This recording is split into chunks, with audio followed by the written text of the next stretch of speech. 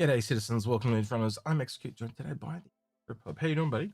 Hey, doing good. Looks like you cleaned up for the occasion. I did. I actually decided to go shave and get a haircut. What about a real job? Are you going to get one of those too? Yeah, no, it's called a real job.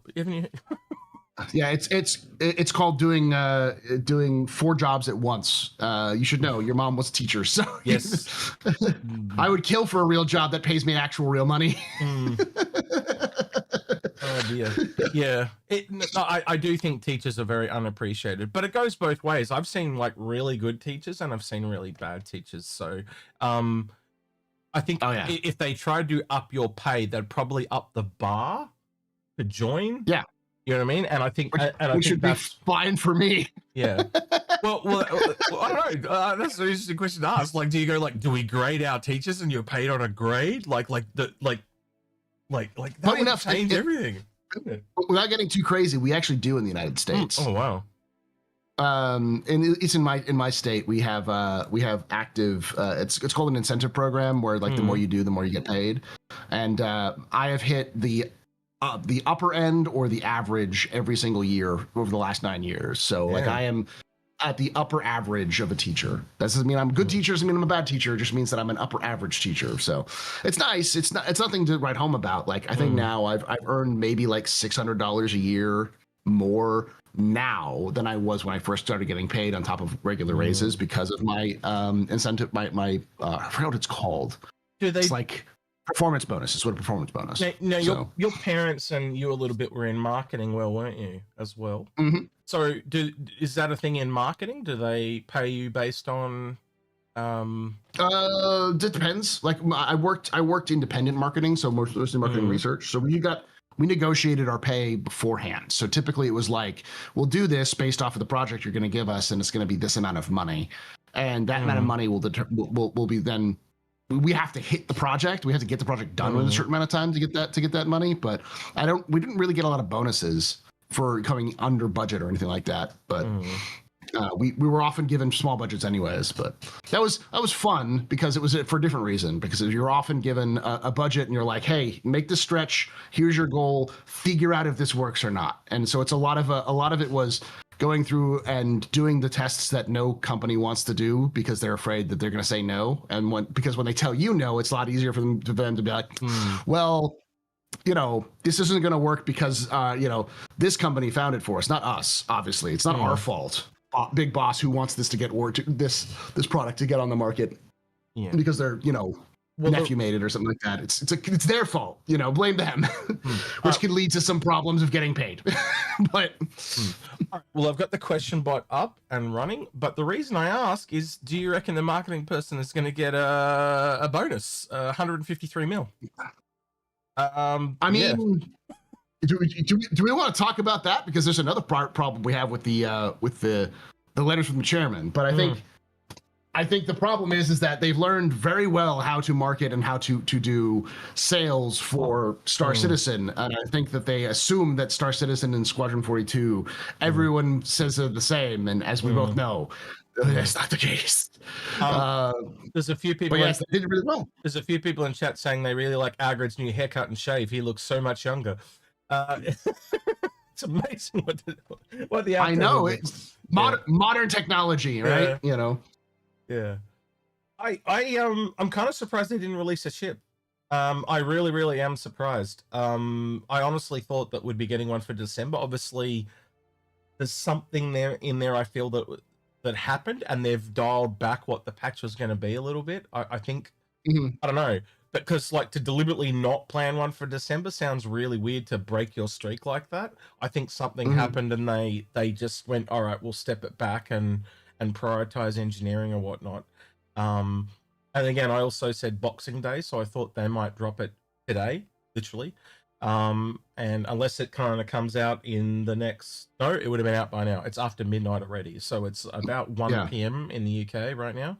So this is when I was expecting it to release if it did release.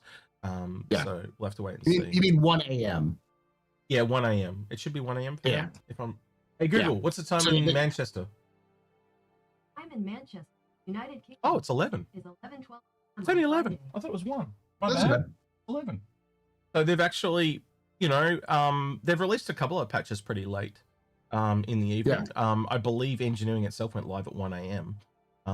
So maybe, but I don't think so, considering the hotfix went up and stuff like that, unless they just turn it on.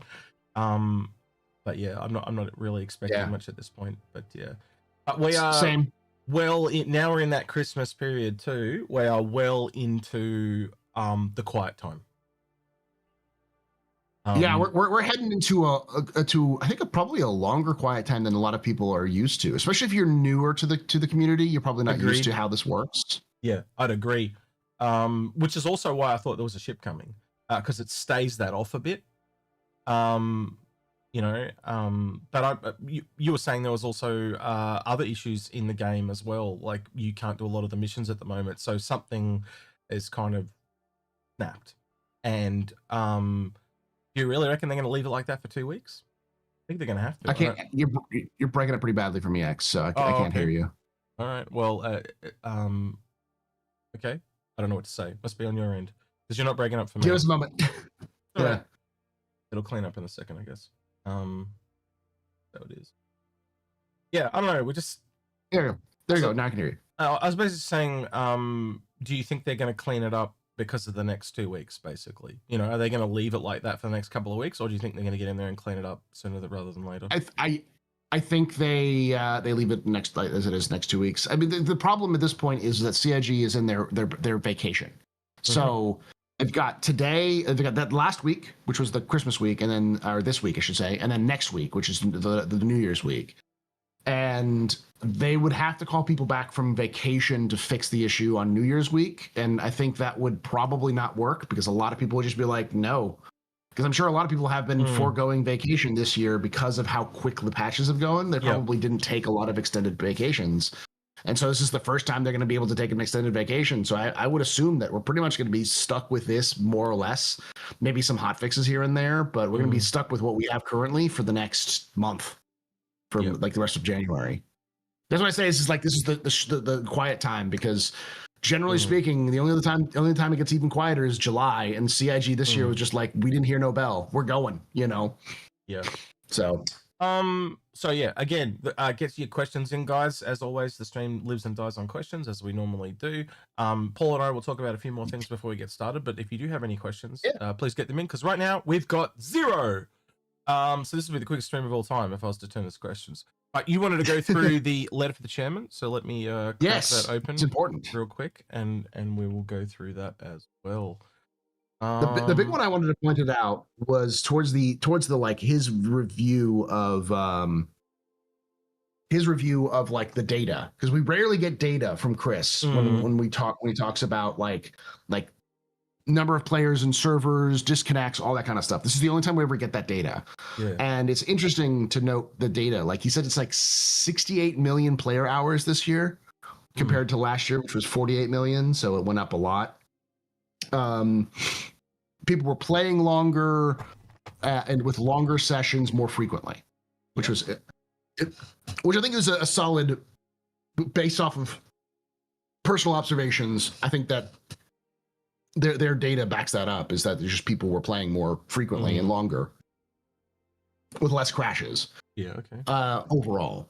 That doesn't necessarily mean there weren't crashes, just that there were less than there have been in the past. A lot of the stuff from the letter of the chairman is pretty, this is what we did, thank you for coming, thank you for playing, we couldn't do it without you. This is like an overview of what we did, and they're like, oh yeah, we did 10 patches over this many hot fixes and all that sort of stuff. And then the Eye on the Horizon stuff was interesting because he kind of breaks down everything. He effectively lays out the groundwork for what CIG is going to do, because he always does this every year, and it usually tends to mesh with their direction, which is specifically the new inventory system, finishing up engineering, and the crafting system. Those are the 3 things they're going to focus on, with the last one, which feels very much like an add-on, which is the what was it? It was the social tools. Mentions it in social tools. So, well, if you actually then he also go ahead. Keep going. He also mentions the dynamic server meshing. Dynamic server meshing version 0 will be available this next year, and he wants to have thousands of players per server shard. He also, this is the roadmap roundup, which came a couple of days before, and there's some very interesting things there. January and March, crafting finished, engineering finished, and inventory. So they want this shit in quick. Yeah. It's always important to remember that progress tracker is when their sprints are finished, not necessarily when they're done, or there may be more stuff coming through. But at the very least, that means that within the first 3 months, we're probably going to get major updates, if not releases, from at least one of those in the next 3 months. So, well, that was the other interesting thing is if you do go into this one, the progress tracker, and you actually, it's really weird. They kind of all chucked it into one now. Do you remember how they used to have all these? Or gameplay. But look, crafting was meant to end in December. It's now blown out to the end of March. Engineering's blown out to the end of March. Inventory rework's now blown out to just after the end of January. So you're absolutely right that they've essentially extended the time. So, we're hoping for all these systems to be started to be integrated, but they're not even being integrated yet. So, keep that in mind. It could get extended out again. So, but it's an indicator that if you look at how Chris is talking about these things, that's their main focus. So if CIG manages to get those things done in the beginning of this next year, it would be the most efficient CIG has ever been. And as much as that's Paul, but I can already hear you. I can already see you, chat. I don't see chat, but I can already see chat or the comments afterwards. Like, that is the most hopium I've ever seen you say, Paul. But it's like, yes, but you got to remember the gigantic shark that's sitting at the end of the year, which is Squadron 42. And they want to just put as much feature complete status of Star Citizen before they release Squadron, only because it's going to be a lot easier to present a feature complete Star Citizen to a Squadron audience than it is to just be like what it is now. That's the only thing I add to that is as something gets more complete, the pieces connect quicker and quicker. It's almost like a jigsaw puzzle, the less pieces you have and more of them that are complete, the often you'll have things waiting for one thing to go in. Like he talked about dynamic server meshing, right? There'd have to be a metric shit ton of shit waiting there ready to go. It's just sitting there that's been waiting for years because it was built for dynamic and it doesn't work if dynamic doesn't exist. We'll have to wait and see. We've got a first time chatter on Twitch called Rhinonaut. What a visual. Hold the ball higher. Don't be afraid to beg. I don't know what he means by that, but okay. Okay, sure. I don't know what he means. What does he mean? Like, give me more, Chris? Is that what he's trying to say? Like, Oliver, give me more? That's the only thing I think of. I don't know. I don't know. The thing to keep in mind, just in general with this, is that it seems like CIG is wanting to put things together faster, and I can see the reason why. Is that if we by the middle of the year have a lot of these features in, they will be broken. They will be broken. Oh, yeah. They will not be working well. They'll be in the same. So we'll be in the same situation we are right now, where like, you can play, but like the back end is screwed, and half the things don't work, and things are probably like, it'll be not playable. But we said that about engineering, and look what it's done. It has essentially taken them almost 6 months to integrate it, and it still doesn't work properly. I think they're going to be in a. I don't know. I get the feeling that next year's going to be a scramble. It's going to be. I'll put it to you, and I guess we can put it to chat too. We could do a poll. But I am, and I think you're with me, right? And tell me if you're not. But I'm fully in for chuck it all in, and then and then fix it. Don't try and do one fix, or try to keep it at a quality level.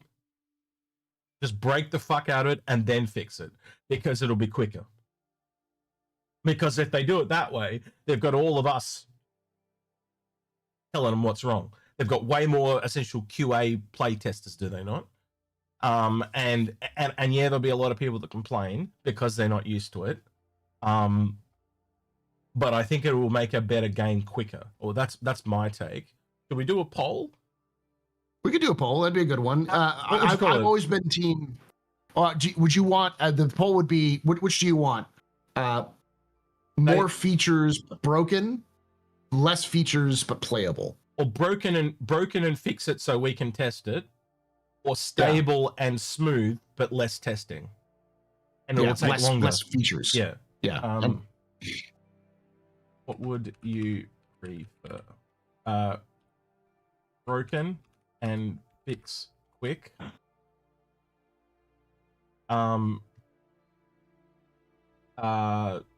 Fix slowly and stable. All right, we'll do those. I gotta do it over here as well. It's different. Interesting how they do it different on platforms. What would you prefer? Right, and I hope you get the context, because if you don't get the context, then you got no idea what we're voting on. The thing to keep in mind when we're talking as well is if you're getting if you're getting quick, if you're getting it quicker and broken, you're still gonna have the game change. It's still gonna break later. It's just gonna break. It'll break. You'll have a more broken game over a longer period. Is basically the idea. Yeah, I think it's gonna feel like in the middle if you try to keep it stable, where it'll be really low at the start, but it'll come up and kind of essentially stabilize quicker. My personal thing, rather than these little baby steps, just go the whole hog to where you want it to be. Yeah, it'll hurt more at the very beginning, and then it'll be quicker to get stabilized rather than. And the only fear is that if you do a big step like that and it doesn't pay off and you can't get ready in time, that's the other scary thing. Will you have enough time to pull it off, or you're an utter hopium? And then it becomes kind of like this year where they have a cutoff. No, that feature can't go in. It was 2 weeks late. It just doesn't make it in. And so you're waiting almost, 6 months or whatever to get that in. It's gonna be interesting. So yeah. It's curious. With the that's the reason why I was gonna say that's the reason why I think if they were gonna be rushing it, they'll rush it beginning of the year. Because they can rush it at the beginning of the year, then they can stabilize it for the rest of the year. And they don't have to worry about like Q4 rolling around, and we're like, we gotta go on vacation, we gotta get something done. It's more of like okay, well, we can drop this feature or another feature, like this mission or this mission giver or something like that. That's a lot more of easier. Like, we can cut it. We can wait for the next patch to drop it. We just get this out. That's a little bit easier to do than it is like, we got base building to do, baby. What are we going to do? It's like, let's drop half of it and then drop, that kind of thing. So it's interesting to see the different audiences. So on YouTube right now, we've got about 20 votes, and they say broken fix quicks is at 71%.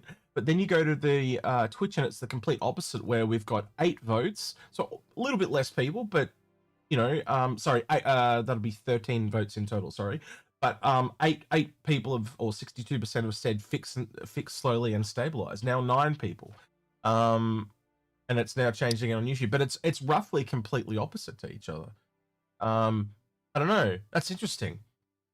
I don't know what to say about that. We have a divided audience. They're usually on par, but this time it's quite split. This is something I have known has been split for quite a while, because most people don't want to play Star Citizen as it will be when it releases. They want to play Star Citizen now. Yeah. So, and that's the problem, is that like if eventually it's going to have to break. Eventually they're going to have to release the feature that will break the game for 3 months that you're not going to like. And the question is more, do you want it to be broken 3 months out of every year from now until eternity, or until CIG runs out of money?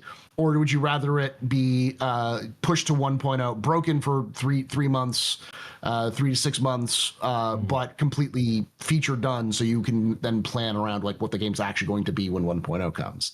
That's the issue, is that a lot of people say, I bought this game to play it. It is a game I want to play. I don't want to have to deal with bugs. I want to play the game. And I think which is reasonable, but it's also one of those things where it's like, that's one of the problems with development, is if CIG doesn't get these features out and goes, well, okay, we'll try to stabilize it and make people happy, you're not going to make anybody happy, because you're going to get a lot of people who just go, cool, I'll come back when base building is in, or engineering is in, or whatever, and you just lose huge chunks of your audience to people who are very immediately who aren't as resilient to Yep. bugs, who are more susceptible to the imbalance because they're like, I want stabilization. Okay. So So we had what's that? 19 votes on Twitch, and they had 63% say fix slowly and stable. We had 71% of 31 votes on YouTube, and they said broken fix quickly. So they're the final results. Though. Oh, Shinobi Chip, you do? He sent. Put my screen is shit. I don't know what to say. Gifted subs to nice. 10 people. Fluffy Oil, Seno Torm, DW Wolf, Quantum Monk, Archarm 81, Lovinator. That is a porn actor's name. Admiral Groofus, Razor Knock, Deef Bogan, and Smart Rosk 343. Make sure you say thank you to Shinobi Trip for your subs. Enjoy the emojis. I did do a bunch of new ones recently. There's some animated ones on there too. But I wanted to ask about this specifically because you and I have been here for a long time. I think this is probably the safest lead for the chairman I've ever seen. Oh yeah, no, it's stripped out of everything. Chris is not doing his usual Chrisisms. Yeah, this is just like I'll say it in one word as politely I can say it without going off my tits or anything. It's boring. It's safe. Oh yeah. It's just there's nothing in it that excited me. It was just like, okay, cool. But it also tells me they've been working hard. But that's it. You know, when it's stable and good and you're working hard, you kind of do it as quick as you can and go back to work, don't you? So yeah, unfortunately good can be boring, if that makes sense. Yeah, that's just kind of how I felt. And I know from the people I've talked to, I don't know if you've talked to a bunch of the others yet, but I haven't talked to a lot of people about this one, but generally the vibe I got was it's a lot of nothing. Most of what's said in there is nothing. Yeah. It's recapping the year, and then the future stuff is very safe, very predictable. I think it's nice. Like those last couple of paragraphs are probably the most important paragraphs. The eye on the horizon. Yeah. In agreed. In the whole thing, you know. So all the rest of this is just shit we did this year that we've heard 1,000 times before, type of thing. This is what's happening next year, but it's like just so safe and predictable. It's vague as. You know, it didn't give us any little surprises. I think the only little one in there, and it's not even a surprise, is just like reconfirming it's coming next year. That's it. Yeah. You know, that's a nice to have. But that's the only thing in the entire letter that is. That's all it is. Just this whole letter is a reconfirmation of Squadron 42 is coming next year. That's it. That was the takeaway for me. I mean, that's an important take because, like, basically, from my discussion inside CIG and from what I've gathered from CIG's discussions publicly, that was a very big up in the air question, even in as late as like September. Like there was a we're gonna get it done, we're gonna get it out, less of a we're gonna get it out in like sort of confidence and more of a we're gonna have to punch through a wall to get it out, but we're gonna get it out. And the Chris coming in being like it's still coming out feels more like okay, they've gotten over some of the hurdles, like the fact that it wasn't playing right, basically. So I'm trying to find the episode that we recorded that's coming out. I'm pretty sure it's yeah, it is. So we've got the episode with me, you, and Algra that we did just before he left, which is the year in review one that we did.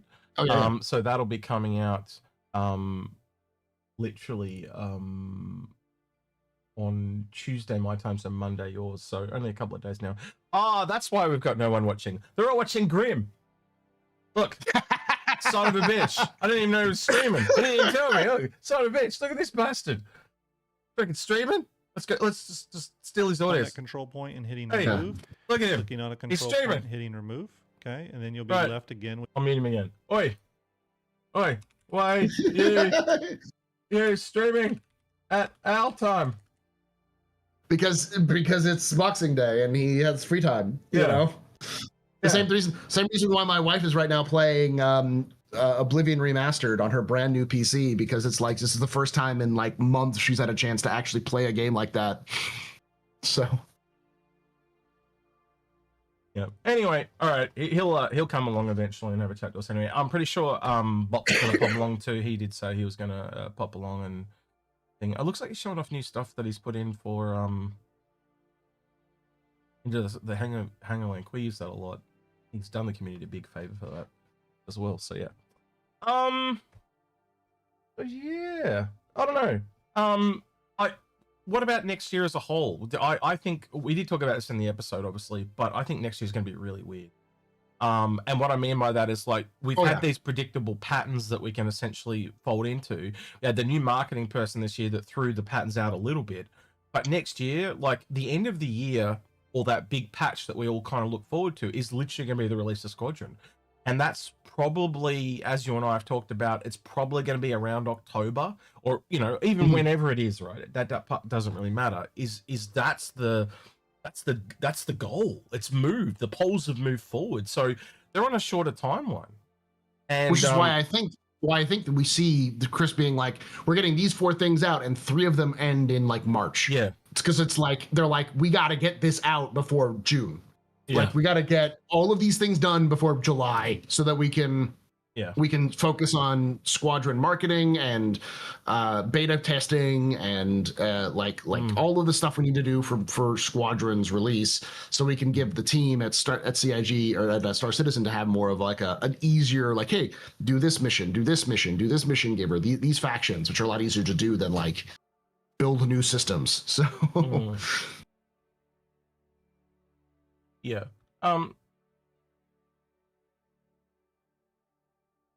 Just messaging. Right. Yeah, so it's going to be a weird time. I kind of struggle with the predictability of next year. How are you feeling about Squadron is, I guess, the question I'd ask. Like, are you going into it kind of like low expectations, or are you going in with high expectations, or like where did the trailer kind of set you that we saw last year, and have they gone down or up, or like where are you? What's your kind of feelings? I'm feeling average. Like I'm feeling that actually a really good way to explain it. Average. I'm feeling like whelmed at this. Like, I'm not expecting Squadron 42 to be game of the year, everyone plays it, like it's amazing. Yeah. I'm expecting Squadron 42 to be good enough for prime time. Like good enough for your average player. It will blow some people away. It will meet some people where they are. It will underwhelm some people who are hoping for like the next great gift. But I think it'll do what it says on the tin, and I think it'll do it well. And if it does it well, the thing about it is that there's no competition in this market. Yeah. Like the closest competition would be something like Mass Effect, and there are a couple of Mass Effect at like games with Exodus and Osiris. Yeah, Exodus is coming next year. Yeah. But both those games are coming out at the earliest next year. Yeah. So not next year, 2027. They got moved to 2027. Yeah. So Star Citizen or Squadron's got a huge open field where like nothing exists. The closest thing to this would be something like Starfield.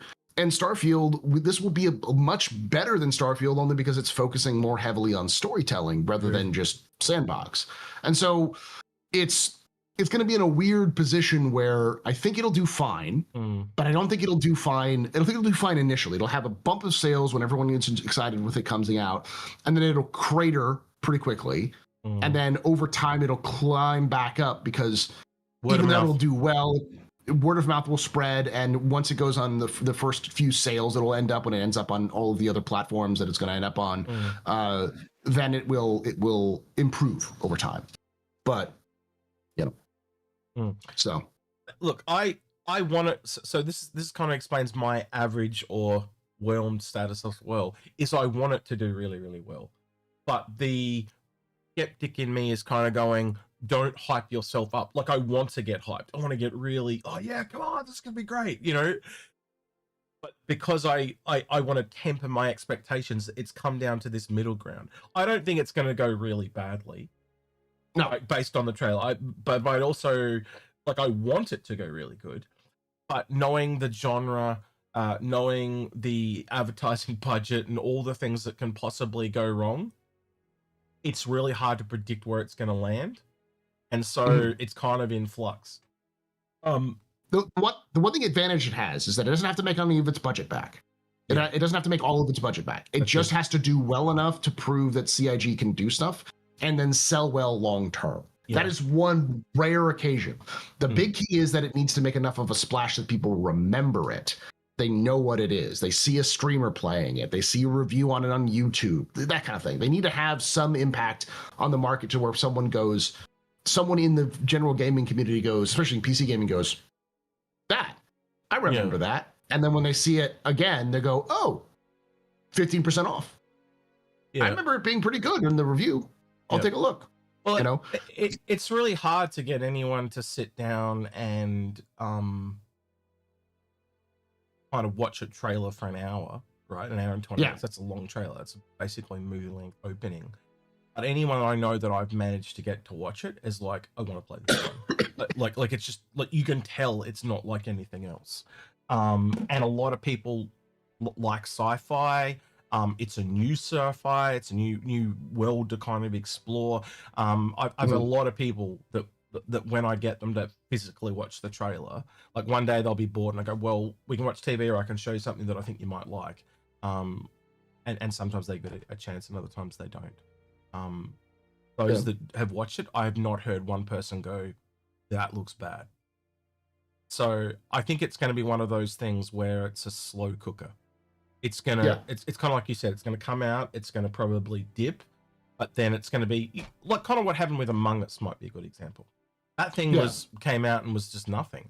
And then someone started playing it and then someone else started playing it, blah, blah, blah. And there are some people that have given it a chance. Like, I can think of many big streamers, but the one that I think that really I remember a lot personally was Asmongold, right? Asmongold went and watched those trailers and he went from a complete, like, he's a very skeptical guy. He went from, this is a scam, because everyone was telling him it's a scam, but he goes, but this, what I'm seeing is telling me it's not a scam. You know, people are still buying the ships, and he actually dragged some people into voice and talked to them. He doesn't talk to people on voice very often at all. Like, he generally talks to people in text. He doesn't like to interact with people. So the fact that he talked to people in voice was a really big thing. And then, you know, and I can't, he's, the guy comes by our community, comes by your community. I forget the guy's name, but there was a guy that was of our community that was talking to him. And he literally represented us really well. And there was also a guy on there that was hyper skeptical, calling it a scam and all this type of stuff. And he just came off like a dickhead, because basically as the more and more Asmon watched, the more and more he would go, no, this is not like what the guy said, you know?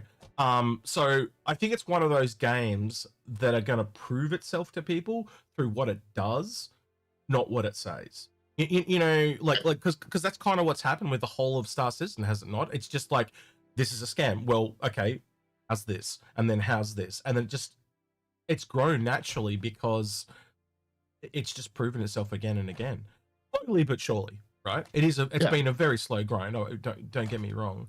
But yeah. The one thing I will say, and I'm seeing some of these people say in chat saying Squadron 42 is going to come in hot, and it'll be just like any other Star Citizen patch. It'll be broken. And my response to that is, what's usually broken in Star Citizen? It's the back end. Yeah. It's the online components. Yeah. Squadron 42 is not online. If you've ever played Star Citizen, you know, without online, with like low numbers of people on a functioning online server, you get insane FPS, really good AI, you get lots of responsiveness. Like, you've seen this if you've been in that point. And we got to remember, Squadron is an entirely offline single player experience on an engine built for offline single player experiences originally with Crytek, with CryEngine. So don't judge it like solely. Don't be like, oh, it's just going to be Star Citizen problems all over again, because a lot of our problems are connection based or based off of the communication with the back end. So so there was a first time chatter that basically said, not going to be a party pooper, but I don't take what the letter from the chairman as confirmation that Squadron is coming in 2026. He went on to elaborate because of things that Chris said in the letter, but then he asked a question, but he broke his question apart, so the bot's not going to pick it up. So I want to answer that. So he basically said, do you guys think God damn it, and then it's scrolled. Do you guys think it's going to have any amount of open world, or is it going to just be stage missions like a COD campaign? So I assume he's talking about Squadron there. He just put his question back together, so we've answered it anyway. I am having problems with the bot. It is now starting to crash all the time. So we are going to have to start doing questions manually, unfortunately. Okay. What I'll do is I'll do a Q&A on YouTube. So if you want to get your questions in on YouTube, just do a Q&A, and we'll keep an eye on Twitch and try and grab them manually.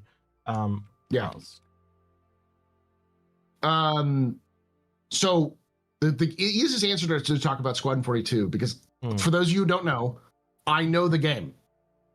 I know the story. I know I've listened to the audio. I've even heard Chris's stage direction inside some of the audio because of a leak that happened years ago.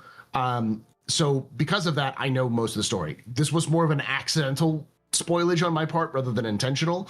So I'm gonna do my best to not like dive too much into it, but it's not too difficult to take that and also publicly available sources to kind of know how Squadron 42 is arranged.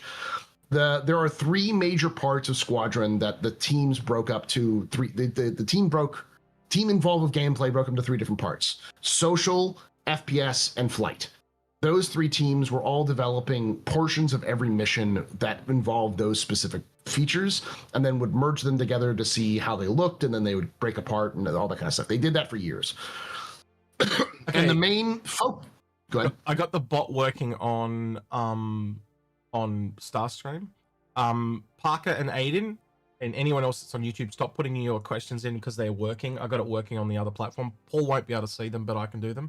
So let's just do these two so I can get rid of the Q&A. Aiden says, do you think for January we are getting a November-December monthly report? Yeah, we will be. Yes. As there is a monthly report, yeah, we'll get, well, maybe we'll get just one for January. Again, next year's going to be different. Again, we've kind of been stating that. Parker says, think we may get more ships with flaws if concepts are sold first with no feedback. Hopefully they get teased like the BLD. I'll put that to you because everyone knows my response to that one. I'm just going to close the Q&A now. Right.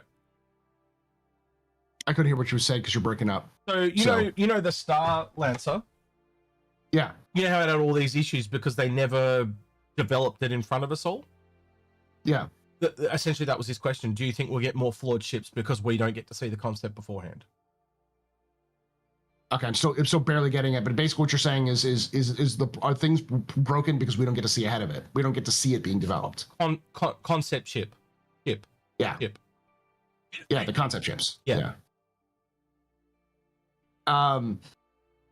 No.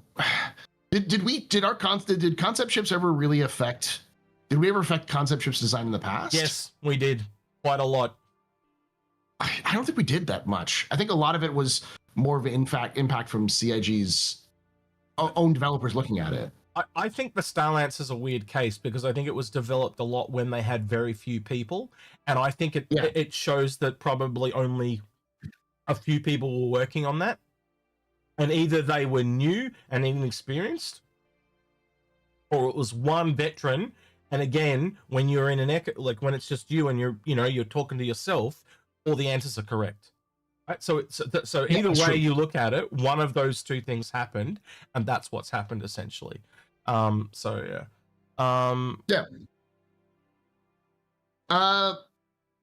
could see it, but yeah. Yeah, it is a worry for me, but I hope it is not like it's one of those two things I suggested, not the fact that they, because the more things we speculate as a group, right?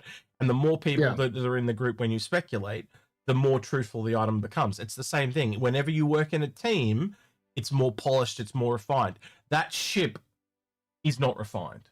That ship either is inexperienced or someone on their own. And I can't look at it any other way. And you got to look at the time period it was crafted in. That was when they lost a lot of people after the Ban of Merchantman. So it's one of those two things. I can't nail down which one it is. I could only speculate, but that would be my biggest takeaway. I hope it's not the third option, which is the concept thing, like he says in the question. Because if that's the case, yes, it's going to happen again. But I just don't think it will. I think it was a product of its time. Fingers crossed. To answer the question, the Max Aids final question, because I never really got to answer that, which is it going to be an open-ended missions? As I was saying, it's the three things: social, FPS, and flight, and they sometimes transition into each other. Mhm. However, there are branching story paths. That's something they've talked about in the past. It's a Chris Roberts staple. Yeah, same as Wing. It's basically Wing Commander for the modern age. They've said that. That's too. the idea. Yeah. But not everyone's played Wing Commander, so the concept is branching story paths, but also limited exploration. So like the goal is go save this person. That is the goal. How you save that person is up to you, and there are multiple ways to save that person that you can do in different ways. They talked about that in their commentary when they did the slice. So it's not open world like Star Citizen. I call it semi-open world because there's how you approach it is different, but it's still an arena. You know, basically. In Mass Effect, how you can essentially have different, like if you like a particular person, you can kind of essentially romance that person. That's what that came all in Wing Commander. So I'm looking forward to the irony of people going, "Oh, you've just copied Mass Effect," and we'll be like, "Who do you think Mass Effect copied?" Yeah, it's very similar to Mass Effect. Yeah, but the Mass Effect copied Wing Commander. Like every time you go back, so many science fiction games had Starfield copied Wing Commander. It also copied Freelancer and Privateer because they're so influential games. Like there's a reason why Chris Roberts got millions of dollars in funding by saying, "Hi, I'm Chris Roberts. I'm making a space game." It's because pretty much everyone knows he helped revolutionize the whole field. It's like him and Frontier. Well, after that, at the time, they were called something else, but it was Frontier Elite was the name of the game back then. And then the X-Wing versus TIE Fighter series. Like those three games were dominating PC gaming at the time. So you can even go far back. Like if you take sci-fi back as far as you can go, right? It would have been some point a movie influenced a game. Yeah. Right. But if you go all the way back, they say the original sci-fi is they made a movie called John Carter, but it was originally the book was called Princess of Mars, right? Yeah, but the funny thing is when you look at Princess of Mars, it's very fantasy based. It's almost like He-Man in space, right? Yeah. But you can clearly tell he was inspired by a fantasy type of genre, but he made it a little bit more his own. And so you can see how even then fantasy and sci-fi have kind of split off from each other. So what I'm trying to get at is no matter how far back you go, someone else inspires you. Like if you look at Inforunners, we've inspired other people to do their own YouTube channels, right? Yeah. And I know you have too, right? And we encourage that. And I guarantee you there'll be another game that is like Star Citizen or Squadron specifically even cites the Half-Life campaigns, Half-Life series, and Titanfall 2. Yeah. So my point stands is everyone is inspiring the next generation, right? So don't worry about it. It should always be better than the previous generation, and it literally should tread on the previous one because you want to make it better and better. No, and it's for sure. What is it? What do they call it? Plagiarism is the highest form of flattery. Yeah, that's imitation is the highest form of flattery. All that, all that too, right? So again, but the best way of describing the gameplay is what you've already seen, which is a little bit of Half-Life, a little bit of Wing Commander, all wrapped up in a sort of 80s science fiction storytelling. Yeah. So very, Blade Runner, Aliens, RoboCop, that kind of those sorts of storytelling devices. So, one of the funny things is I had sometimes we get copyright issues come up on the channel, right? And I know they happen on yours too, right? The funniest one that I remember, I don't remember the channel's name, but they literally took our thumbnail and used our thumbnail as their thumbnail. They didn't. And then they put their own text across the top of it. They didn't use the official CIG image. They used ours. Which I thought was really funny. So we got a copyright claim and I just let it slide. I didn't give a shit. But it was just kind of funny, right? So I just wanted to mention that because I've never talked about it, but I always found it funny. Well, I have a funny one recently. Please. Someone copyright claimed the intro music to the Astro Historian. Okay. Which was made for me by an artist, and it wasn't copyright claimed by the artist. It was copyright claimed by a completely different individual. And I just wrote back like, this is made by an artist. This is my own, like literally my own song.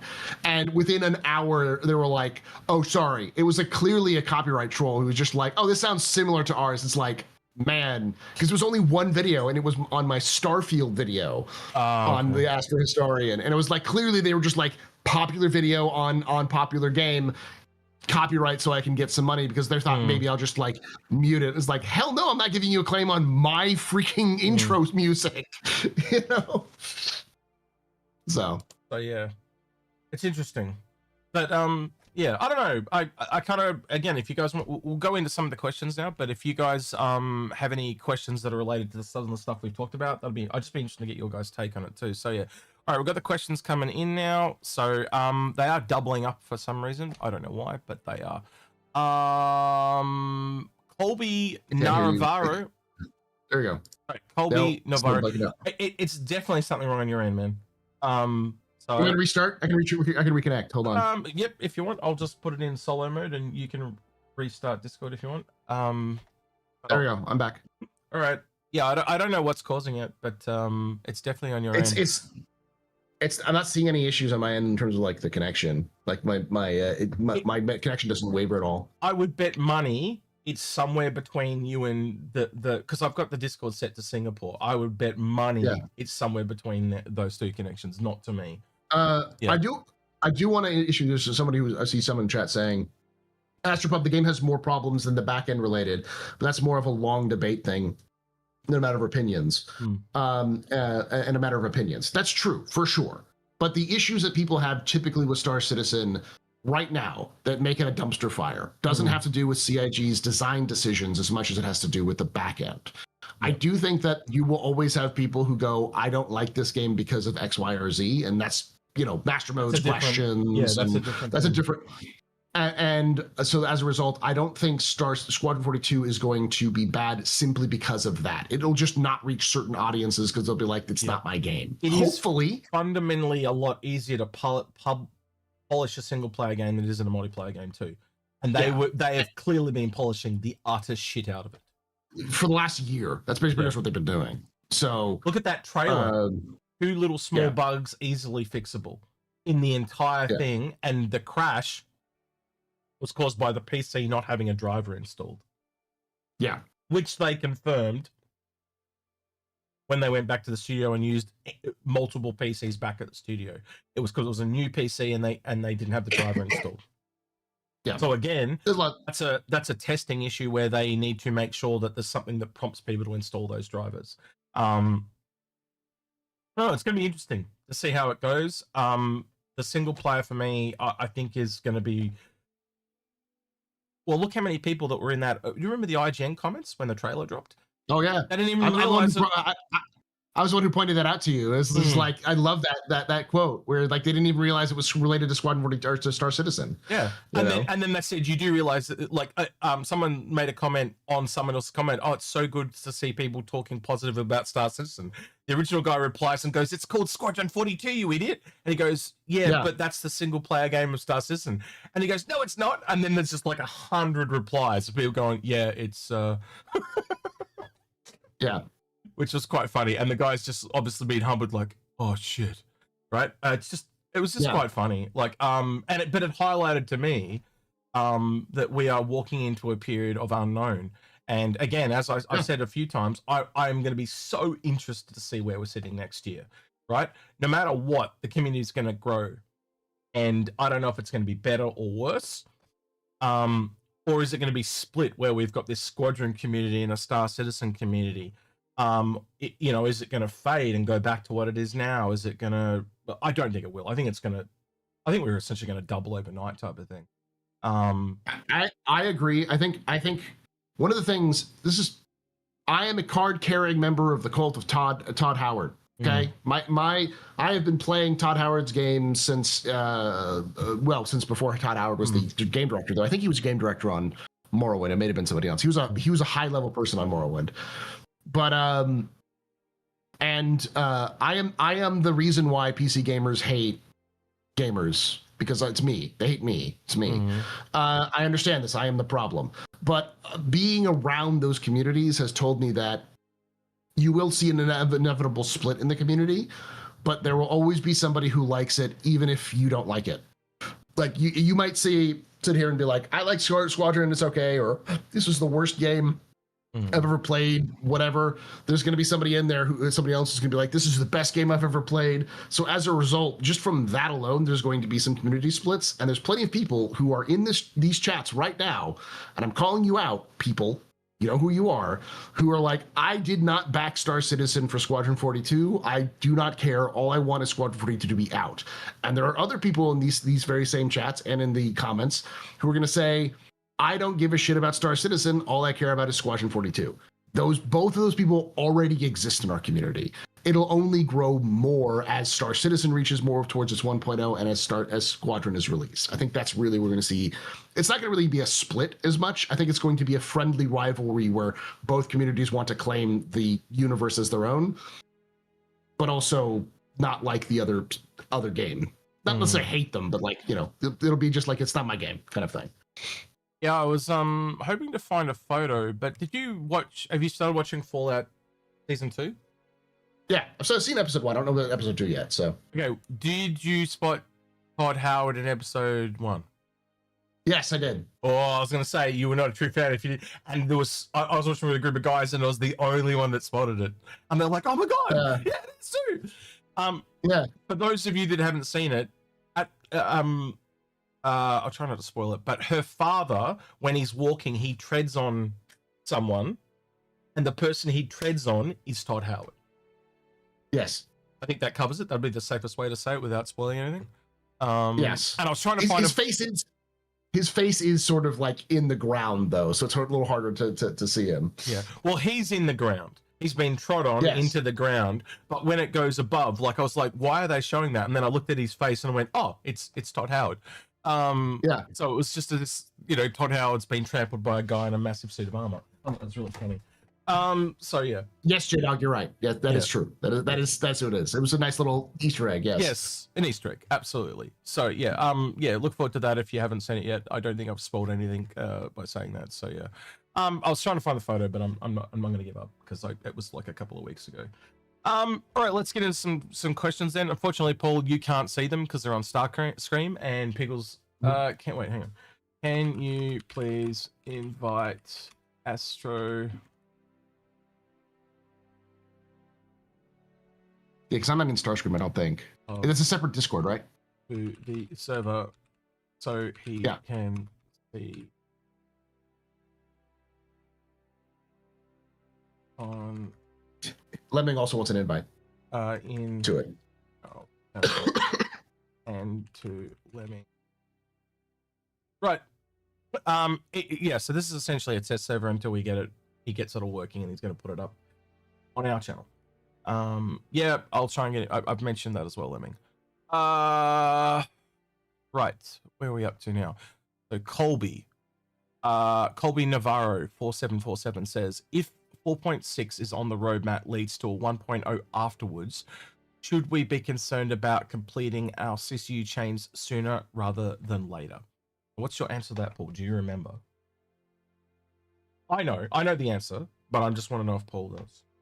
Paul remembers different things to me in our grid, so this is a test. I literally did not hear anything you just said up to the Paul remembers different things. I tried to reconnect, disconnect, reconnect. Okay. Right. So the question was, if 4.6 is on the roadmap, leads to 1.0 afterwards, should we be concerned about completing our CCU chains sooner rather than later? Do you remember the answer? No. CCUs will still exist after 1.0.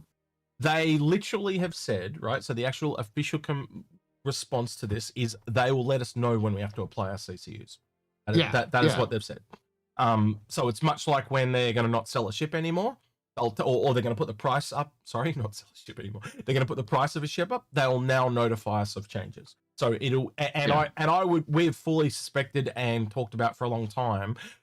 So people don't get stuck without things. They're going to have to allow all the ships to be able to be sold or purchased, because how are you going to get rid of all your credit? How are you going to get rid of, they're not going to leave people stuck up in the air. So they'll probably have like 1 week where they just go bananas, do whatever you want. There's no other way to really do it, right? The FOMO is going to be kind of over. There's no reason to hold on to them anymore. In fact, if you think about it, you're almost better to hold on to it because you can turn it into credit in the game and earn the ships in game. So it's in their interest to actually kind of get you to lock in ships. So yeah. Anyway, there's one question that I want to pull out, which is why is Squadron Star Systems not on the list to be added with Star Citizen before 1.0? And I think that is connected to the question about how will Squadron 42 play? Because not all of the Squadron system is in the game. A lot of it is just going to be background. It's going to be places where you can't go. They won't have all of the planets in the system for you to go land on. They'll only have the planets that you're going to be able to land on for your mission. And I reckon they only would have put in planets that have missions on them. And I reckon you can go wherever you want, whenever you want. But again, if they give you a timer of 5 minutes, and I'm not saying there's always a timer, but say this particular mission has 5 minutes and you walk off wherever you want to go, well, then you're going to fail. Or if you go off of the patrol route, they might say, hey, you're going AWOL, and then they'll send people after you to kill you. Kind of like the beginning mission of Halo. The first mission of Halo, where if you go back and shoot Captain Keyes, they spawn in infinite unkillable Marines that kill you pretty quickly. Like something like that will happen. But again, with the whole emergent gameplay thing, I can't see why they wouldn't just let you go wherever the hell you want. So there's multiple ways they can do it. Let's just put it that way. I wouldn't rule anything out until we see the final product. The answer is there's likely going to be the system's probably different because it takes place 10 years in the past compared to Star Citizen currently.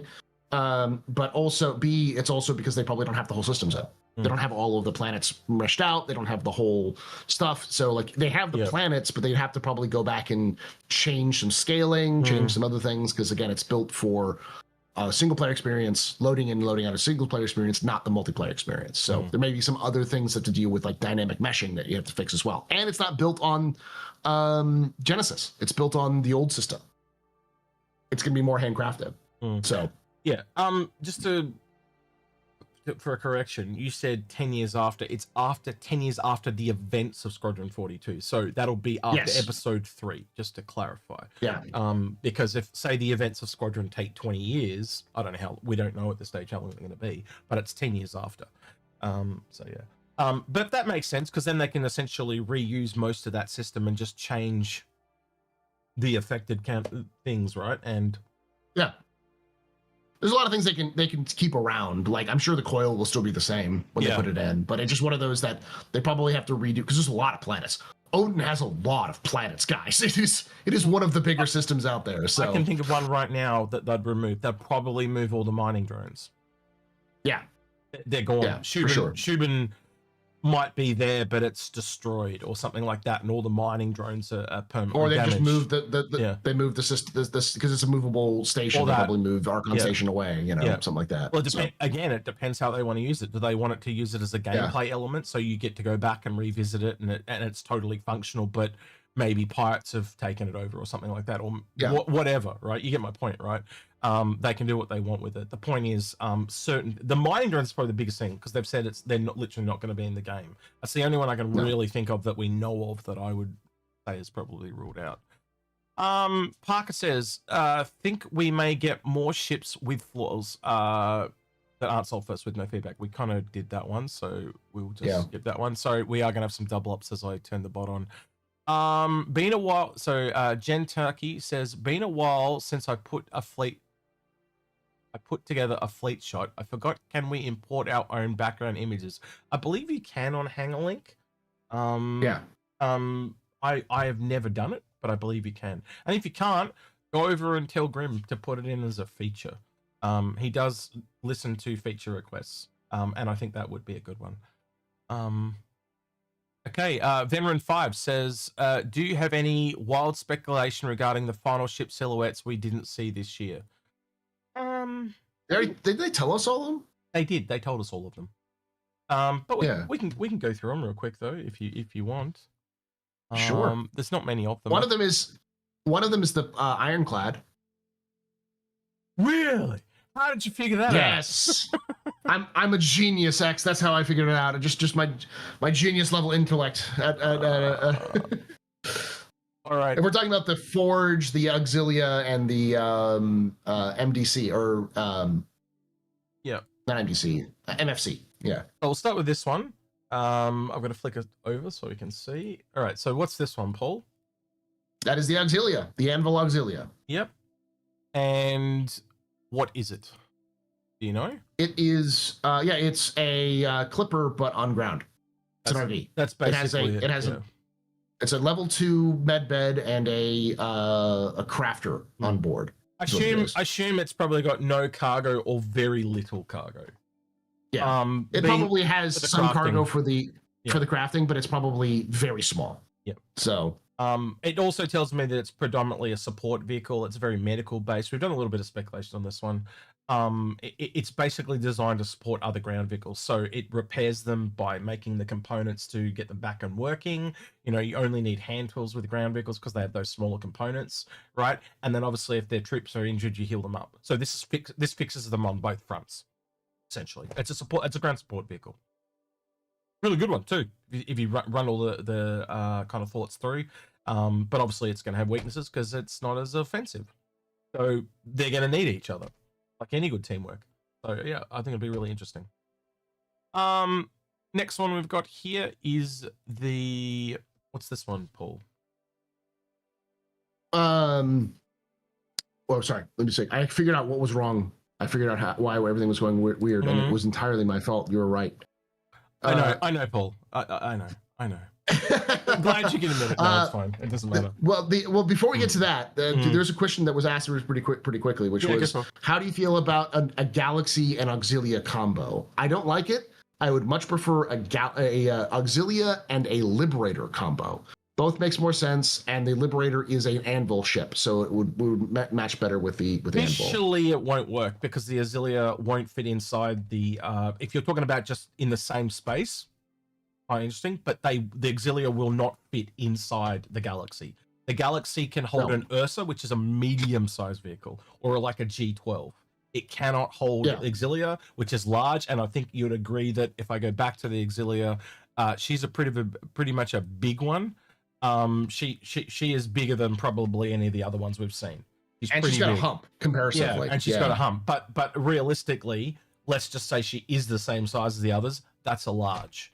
And the first shots we kind of saw of a trailer-looking version of this Auxilia was literally 1.5 Spartans long, essentially. There's a photo of a base building variant of this, which, let's be honest, I'd probably expect to see the base building variant as well. At some point, if you're going to go ahead and do a trailer, let's be honest. The theme I'm seeing is make something new and shiny, and then make like 3 variants of it. Golem, Golem Ox, Apollo. We're about to get another Apollo variant. You get where I'm going, right? Hermes, yeah. So they're essentially just preemptively designing the variants now from the get-go. Someone said to them, just put variants into everything. You know? Yeah. And that makes sense. Why come back and ad hoc something together like the Misfortune when you can literally do it from the get-go? And and that's why I said the Liberator is better. Yeah, because it literally is designed to fit something like a Atlas chassis, and it works better as a support ship for a vehicle for a ship like the Liberator. So now the MFC. Just real quick, I like the MFC. I actually will take that, and I'm going to slap you across the face with it because you own this ship. It actually would be better than the Ironclad Assault. It would be, for sure. But I think a game package, if you're going to sell a package with it together, I think it would be the Liberator and the I disagree because it's the same. Oh, company. Anvil. Okay, I'll give you that. But functionally, it would be better on an Assault. Yes. Yeah. Okay. Yeah. Well, maybe it's actually perfect. It's perfect with like an MFC, an Auxilia, because the Auxilia's got the medical bed, and then you can also put on like the Grey Cat or the Argo like base builder. You can fit all of those onto an Assault, and you've got yourself a miniature base support plus plenty of cargo to pull from for manufacturing and for 6 large vehicles on the Ironclad Assault. Yeah. So one of the auxiliary and a couple others all covering each other, moving out as like a squad. Totally see that as a for thing. sure. So yeah, I'm pretty sure we'll see that next year. Right, MFC. We saw the. You know what's funny about the MFC? Mm-hmm. Not the first time we've heard that word. That name has been floating around in the rumor mill of CIG for 2 years. Well, it started out with MXC was the thing. Again, there's been a few different variants in the files. So essentially, this is the third confirmed variant, and they all are all M something C.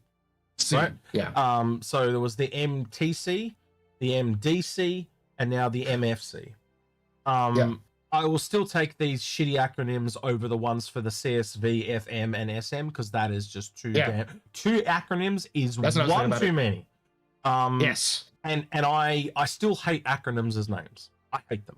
They are just a very stupid. Like the best ones they've done is where they do like the raft and the mole and stuff like that, right? Where they make them a word. Mule. Yeah, mule, stuff like that, where they make them a word. That's what you want to do because then they're memorable.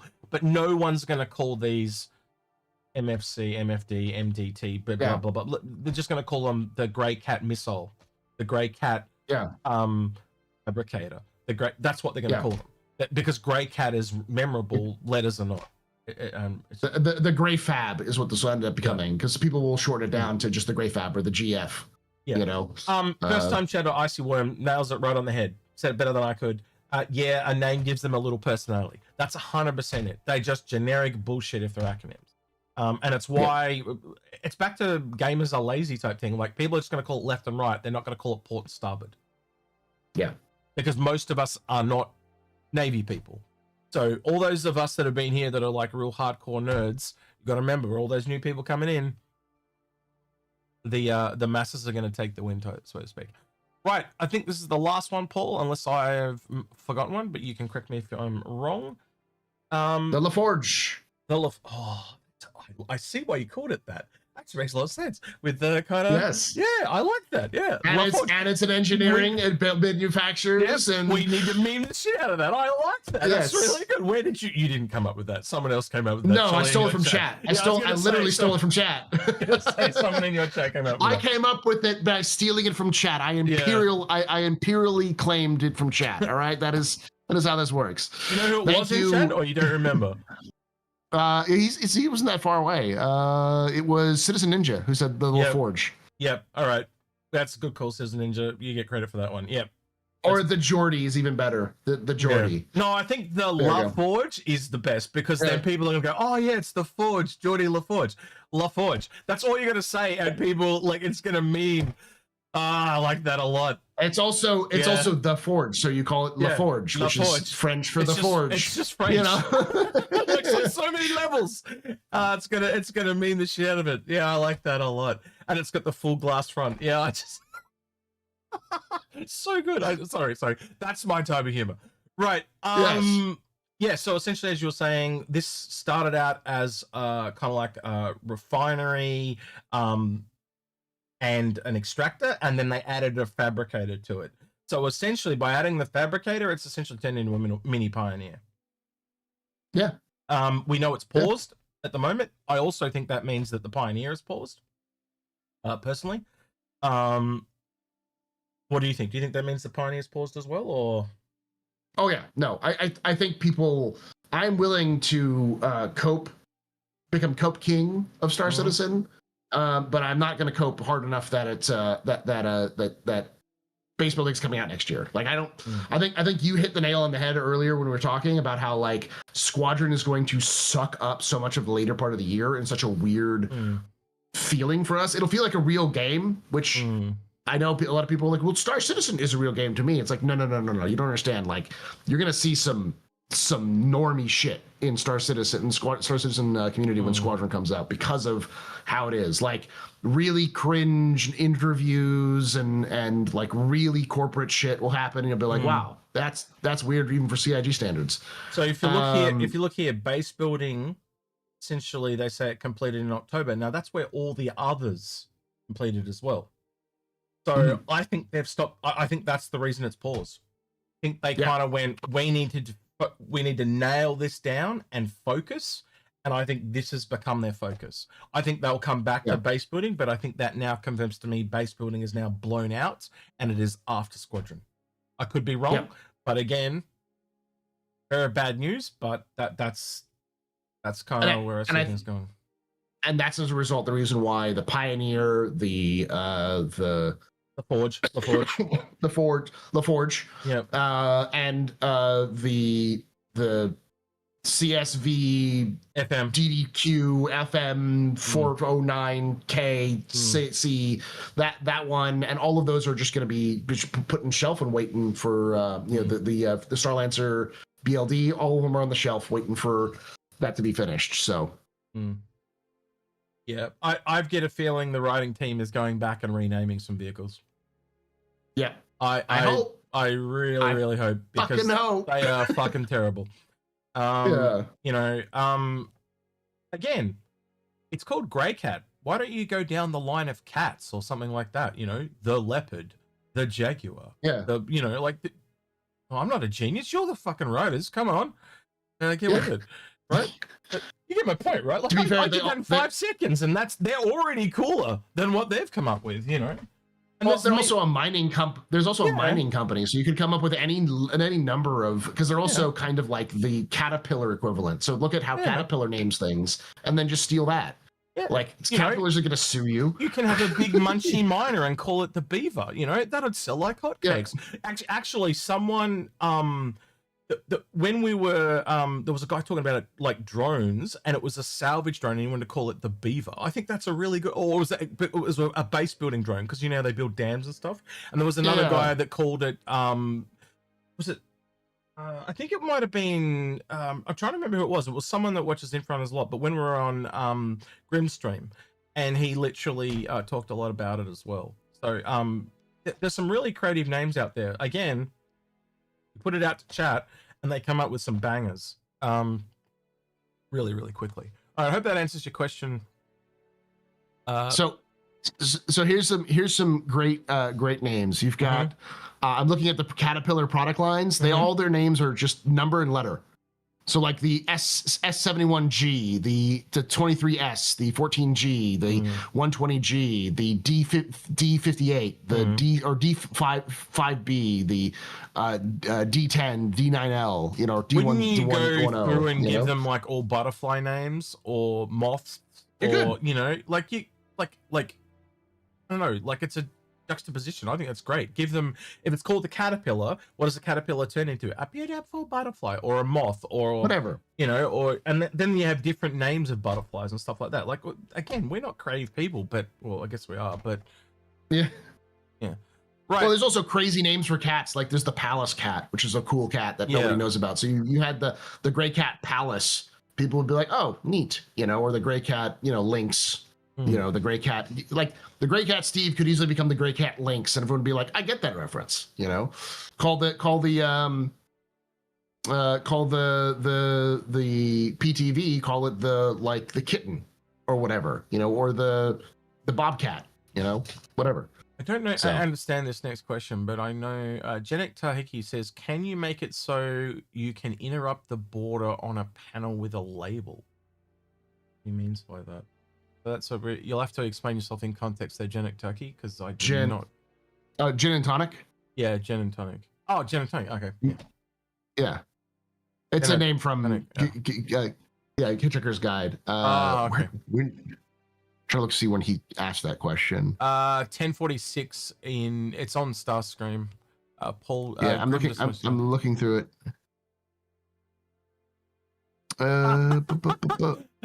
This is funny. So I just got a message from Grim.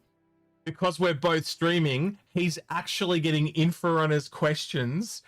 That's why the chat is doing 2 questions, because it's that's Gin and Tonic. That's a question from Gin and Tonic from his question from his bot. So we're getting questions from Grim's chat, and he's getting questions from ours because he's seeing Inforunners questions. He's like, hey, this is clearly an Inforunner, because he says, and he's saying the name Paul and going, why are you asking about Paul? Oh, that's funny. Yeah. Right? Yeah, I love it. Just make it. Yeah, stop streaming, Grim. It's like you stream it our time. That's fine. Right. We'll skip that one then because it doesn't make sense. But Walter Hack says, I feel the bot removed my question, but we'll redo the same question I did. Oh, okay. Janet Tucky says, no, that one already. YouTube. Yeah, we literally are getting questions from his stream. That's crazy. Is there a way to minimize the menu on the side to full screen your These are all fleet questions. Is it possible to get hangar doors as a background? Oh man, they're all Grimm's questions. Will you be adding playable characters to provide scale? These are all for Grimm. Yes. Right. Yes. This is funny. We are going to do all of that, chat. You go tell Grimm I promised all of these for him. This one might be for you. Would you have a chance to rant on YouTube AI slop?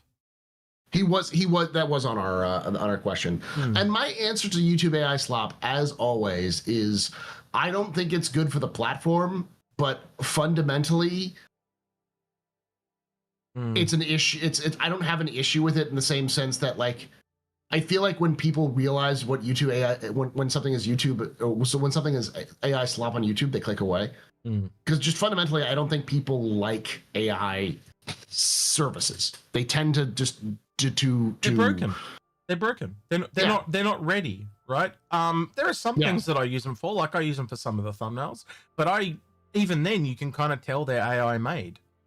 I guarantee you guys can look at the ones and the ones that I've done a lot of work on and made, and then when I've AI'd them, you can tell. But like I've talked about in the past, like how I was thinking about doing like training an AI voice system so it could read the like shorts, so it'd be a little easier. And then I ended up realizing just like that's just adding a lot of effort for doing something I could do myself, which wouldn't take nearly as long. Yeah. So it's a tool, but it's a tool that's not ready yet. And so as a result, when you watch AI slop on YouTube, you can tell pretty quickly. Like for instance, if you listen to AI music on YouTube, you can tell pretty quickly it's AI slop. It just doesn't have the same sort of tooling as a human. If you look backwards, right, you go back a couple of years, we had Will Smith eating spaghetti and it looked ridiculous. Yeah. So if you look how far it's come really quickly, now go forward in the opposite direction, that it is going to get to a point where it will be a thing. But at the moment, it's like fetch. You remember from Mean Girls? Yeah. They're trying to make it a thing and it's just not a thing because it's not ready. Yeah. I look, my biggest concern about AI, just real quickly, is actually the safeguards. They currently don't know how it works and does what it does. And I think like when you listen to all the experts, they're saying we need safeguards in place. We don't know what the shit is doing. And with all the testing that they are literally, there's a really good video, I can link it if you want to watch it, but this guy has literally found out that as a part of the training that the AI does is they learn how to deceive you and they just tell you what you want to hear. Yeah. That's insane. Yeah. So by the same token, like in the background, they're going to do whatever they want, but they'll just tell all the humans what they want to hear. Exactly. Already doing that. They're already doing it. They're sycophantic systems is what they are. Yeah.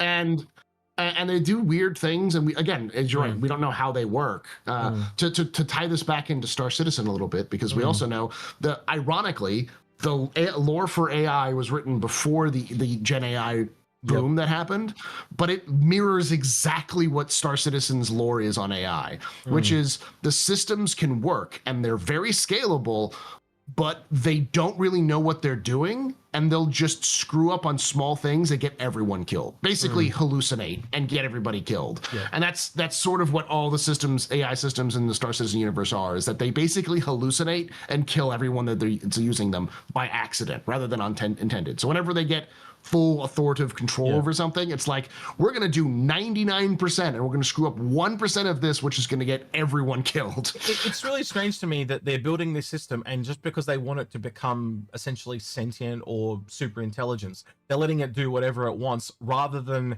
having it on guide rails. So when it does get to super intelligence, they know what it's doing and can control it. What is the point of having super intelligence that you can't control?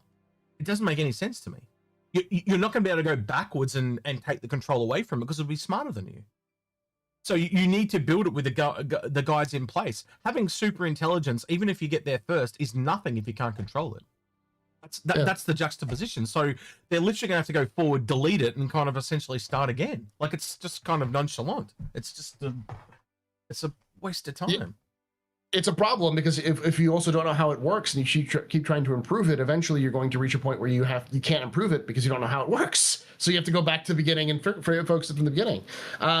This is another thing that I do want to address though. J-Dog Homie says AI integration for Star Citizen, so you can do things like talk to NPC pirates and shit talk them. No, here's the thing about that. One, you'd have to have your own Gen AI system in-house that isn't feeding any of that information to anybody else, because otherwise it'll just give you random like slop. Two, it seems immersive, but you won't really use it that much. Three, it will be incredibly expensive in terms of your like install size. Star Citizen is already big. Imagine it being like 4 times the size, because someone did something very similar with like NPCs in Skyrim, and ended up ballooning the size to like 100 to 150 gigabytes on top of the regular stuff. NVIDIA has been building a tech around it for like AI and stuff. I'll believe it when I see it working properly. But again, I can look at an AI video and they are getting harder and harder to detect, but most people can tell when it's AI. You know how they speak. It's in the inflection. There's an AI speak now that you can tell something's an AI because of how it speaks. It loves to be wordy. Like, and that's like you're going to talk a pirate. It's essentially a Redditor. Because, well, I guess what did it learn its intro how to talk off of? Like, no shit. Yeah, exactly. It was Reddit. Yeah. So big fancy words. Like, and that's the problem is you're going to be like, "Fuck you, pirate." And he's going to be like, the riposte of a civilian who doesn't understand what's. You're just going to have garbage. He's going to be monologuing instead, and you're just going to stab him. It's the whole Incredibles thing again. You caught me monologuing. It's much better just to have a writer write some stuff, have an actual actor act it out. It'll be a lot more engaging and funny. So no, it will increase the file size of the install. J-Dog, like that's not a question. Like, adding an entire Gen AI system to your game is going to cause an install size. You're not going to be able to run this on the back end, and if you did, it would increase the cost of CIG dramatically for not as much, for a small little bit of immersion. It just you can take that money and pay for more writers and actors. Just to put it in something that I've heard some stuff about on some of the sites about Grand Theft Auto. Apparently the rumored install size of that game is over 600 gigs currently. That is nuts. You just basically have a PS5 that's just for that. Well, we were talking about Call of Duty, right? And Call of Duty was like a 200 install size, so that's 3 times the size of that. But one of the other things they found was Helldivers 2, right? They went through and they removed all their duplicates, so they weren't duplicated. They just took the same model and copied it out, rather than every single model being its own individual thing. The install size went down by 83%. Yeah, no, it's like 20 gigs now. So that's insane. But it's only on PC. They haven't done it for the other games yet. But the point still stands. Why? Like, it just shows how they're not optimizing games anymore. They just don't give a shit. Nope. It's like, well, everyone's got huge hard drives, so we'll just use it all.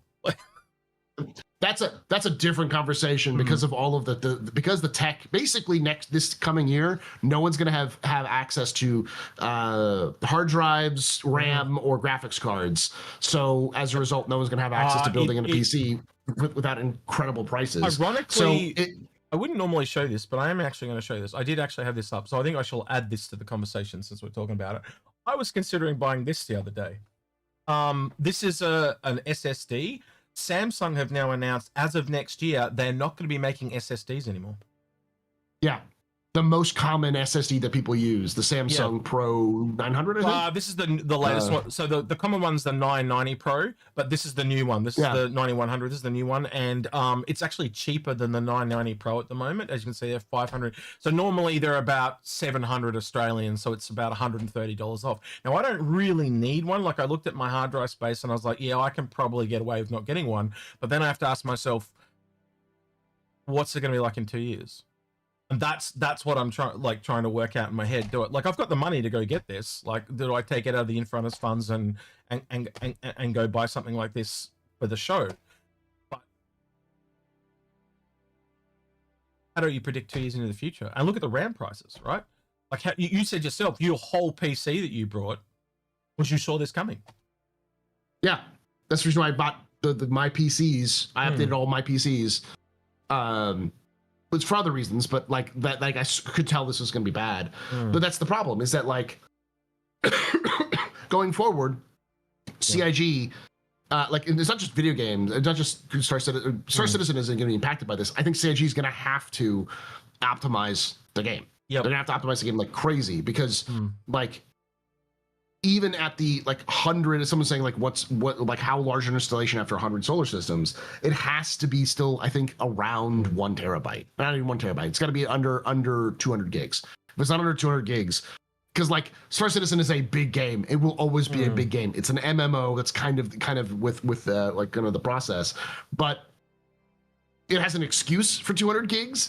Warzone does not have an excuse for being 200 gigs. It's just unoptimized, and I think that's the key, is that if you don't start optimizing, you're going to start unoptimizing yourself out of a market, because people just be like, I can't install that, like literally. Well, we saw it a little bit over COVID, right? But this is going to be worse than COVID, and people are going, oh, it's going to be 2027 March before it even starts going down. I don't think it's going to go down. I think either the AI bubble's got to burst, or it keeps going. And it's gonna burst. With the way, well, I kind of want it to burst, because I think that they are putting so much emphasis on what this thing can be, and it's, how do I put it in a way that, like, I'm going to get some blowback for this, but it's a little bit like when VR came out. Everyone wanted people to like really go into it. They really wanted to push into it, and let's be honest, over the last 10 years, it's fizzled a little bit. It's simmered off. It's flattened. It plateaued, right? And I think that's what's going to happen with AI. I think it's going to kind of get to a certain level, but I don't think people are ever going to be completely comfortable with it. I think there's a the uncanny valley feeling. Yeah. Like, I think we can use them as servants and stuff like that, but having them walk around and be like people and stuff, I think people are going to reject that a little bit. Because we are moving into this era now. Now, you tell me if I'm wrong, right? But I see a lot of people going, they want to go back. They're preferring older TV shows. They're wanting to go outside. They're wanting to actually interact with people. There is a kid in my school who has a Walkman, a tape Walkman. Yep. That's how he listens to music, and it's like, why? And he's like, because I don't want to like listen on Spotify and that kind of stuff, because I don't like that shit. I don't like, and it's like CD Walkmans, iPods are coming back, a lot of that kind of stuff. All the digital stuff we've been seeing, like the streaming wars, essentially. If you talk about that, they don't want us to own anything. I've got a massive DVD collection over there, right? Yeah. And they don't make Blu-rays in Australia anymore. I've got to import all my Blu-rays from the UK. But yeah, and that's the same thing. It's like I'm starting to buy DVDs of stuff that I really want, because I know, like, even though they're available right now, like I don't know when they're not going to be available anymore. And then speak of the devil. Yeah. Hey, Grim, jump in Discord. Grim, come join us for a bit. Did you get tired of us trolling you with random questions? Yeah, I'm glad you picked up on it. Grim was like, "What are all these questions that don't make any sense?" I was like, "What the hell's going on?" Literally as Grim, as he got your message, Grim. By the way, he read a comment from Gin and Tonic, being like, "What the fuck is this, Gin and Tonic?" And I was like, "When did he ask that? That's a weird question." Yeah. Oh yeah, but yeah, jump in, Grim, and say hello. It'd be good to see you. How you doing, buddy? Hey, Grim. Good. So I don't know if the rec worked. Hopefully it did on YouTube. It did. It did. You joined on both. So yeah. Okay, we'll have to let Pickles know about that bot, but that's the first time we've ever streamed at the same time. So he's definitely got a bug there. That's a big one. That's a big bug. I knew I wasn't going long tonight, so I didn't want to like cause a whole thing about it, but I did notice that, and sorry about that. You noticed before us. I forgot tonight was Friday night. So. Yeah. You noticed before us. But it You was a noticed Yeah. right as the first question that popped up that was like for you that came into our stream, it was X was just like, what the Yes. fuck is Gin and Tonic talking about? Yeah. And I'm getting questions on mine that have no relation to what I'm talking Well, the one that would have given it away from you is when it mentions Paul's name. I was like, oh, he's read that Yeah. and gone, Paul, oh, this must be it for us. And there was Yeah, CCU questions and shit like that. But again, good we got it tested because now Piggles can fix it. So yeah. We got it tested. So I'm not going to be able to stay long. I'm prepping for a big trip tomorrow, or a big trip tomorrow. But Paul, Execute, hope you guys have a great stream. We were talking about big new features coming to Fleet Viewer very soon. I'll send you guys out some preview links so you can test it yourself. So That'll be awesome. But we actually were watching you and trying verbal abuse at you. Going, oh, this is why we got no viewers. Yeah. wait a minute. Were you doing a live react, and then whenever I would say something, you like roll your eyes and say this? I had you muted, but I just had you playing in the background. I go, oh, this son of a bitch. Well, anyways, love you guys. You're awesome. Keep doing what you do. I'll probably be lurking, but have a great and wonderful night. Yep. Say hi to the fam. Happy New Year there to you.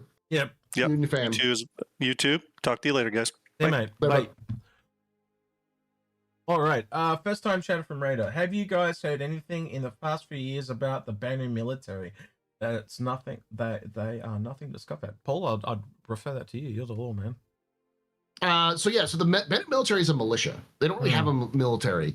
They have a militia. The thing about the militia, the Banu militia, is that they're voluntary and they don't get paid. So as a result, the people who run the Banu militia are all pirates. And I know that sounds weird, like it doesn't make any sense, but effectively they police and make sure that the rules of each Suli are being applied. They just shake you down for money if you don't answer properly. But they are pretty nasty. They can go toe to toe with Vanduul and do pretty damn well against them. Plus, there's lots of private security firms. My favorite is a SO Suli who's basically a Ace Combat protagonist. He was from like the age of like 7, he was flying defenders and has become one of the best defender pilots in the entirety of the Banu protectorate, and became so good he became the richest Banu in the entire protectorate for a while before his death. He was in his 40s taking on Vanduul strike teams like it was nothing. If you've played Ace Combat 7, he's basically Mihai from Ace Combat 7. Just this old guy who was defying the laws of physics to kill Vanduul. So I love it. It's so insanely stupid. I loved it. All right, I'll go on to the next question. There was one that I missed in the big. Brit Grim says, "Why is Squadron Star Systems not in the list to be added to Star System before 1.0?" We talked about that. Yep. I think it's just really because they're going to need some time, and obviously, the needs of a single player game are probably not going to be the same as for a multiplayer game, so you're not going to get as much weight out of it as doing that work. And I also think you could probably just put a couple of people. I would assume it's probably the 6 system though, wouldn't you? Not the, yeah. It's the system. They have to kind of fix out the system. There's a lot of things, yeah. Well, isn't it just after Nyx? Like after Nyx, you've got Odin. They're connected, yeah, from memory. Yeah, they're connected. Yeah. No, they are connected. And no, I'm not going to say anything. Just that they're connected. Just know that they're connected. We have literally talked about, what was it, the line of 5 or the line of 6? I can't remember what we called it now. Yeah, line of 5. Line of 5. And we were calling it that, and then everyone else started calling it that. Like it was another thing that, but we've talked about it for years.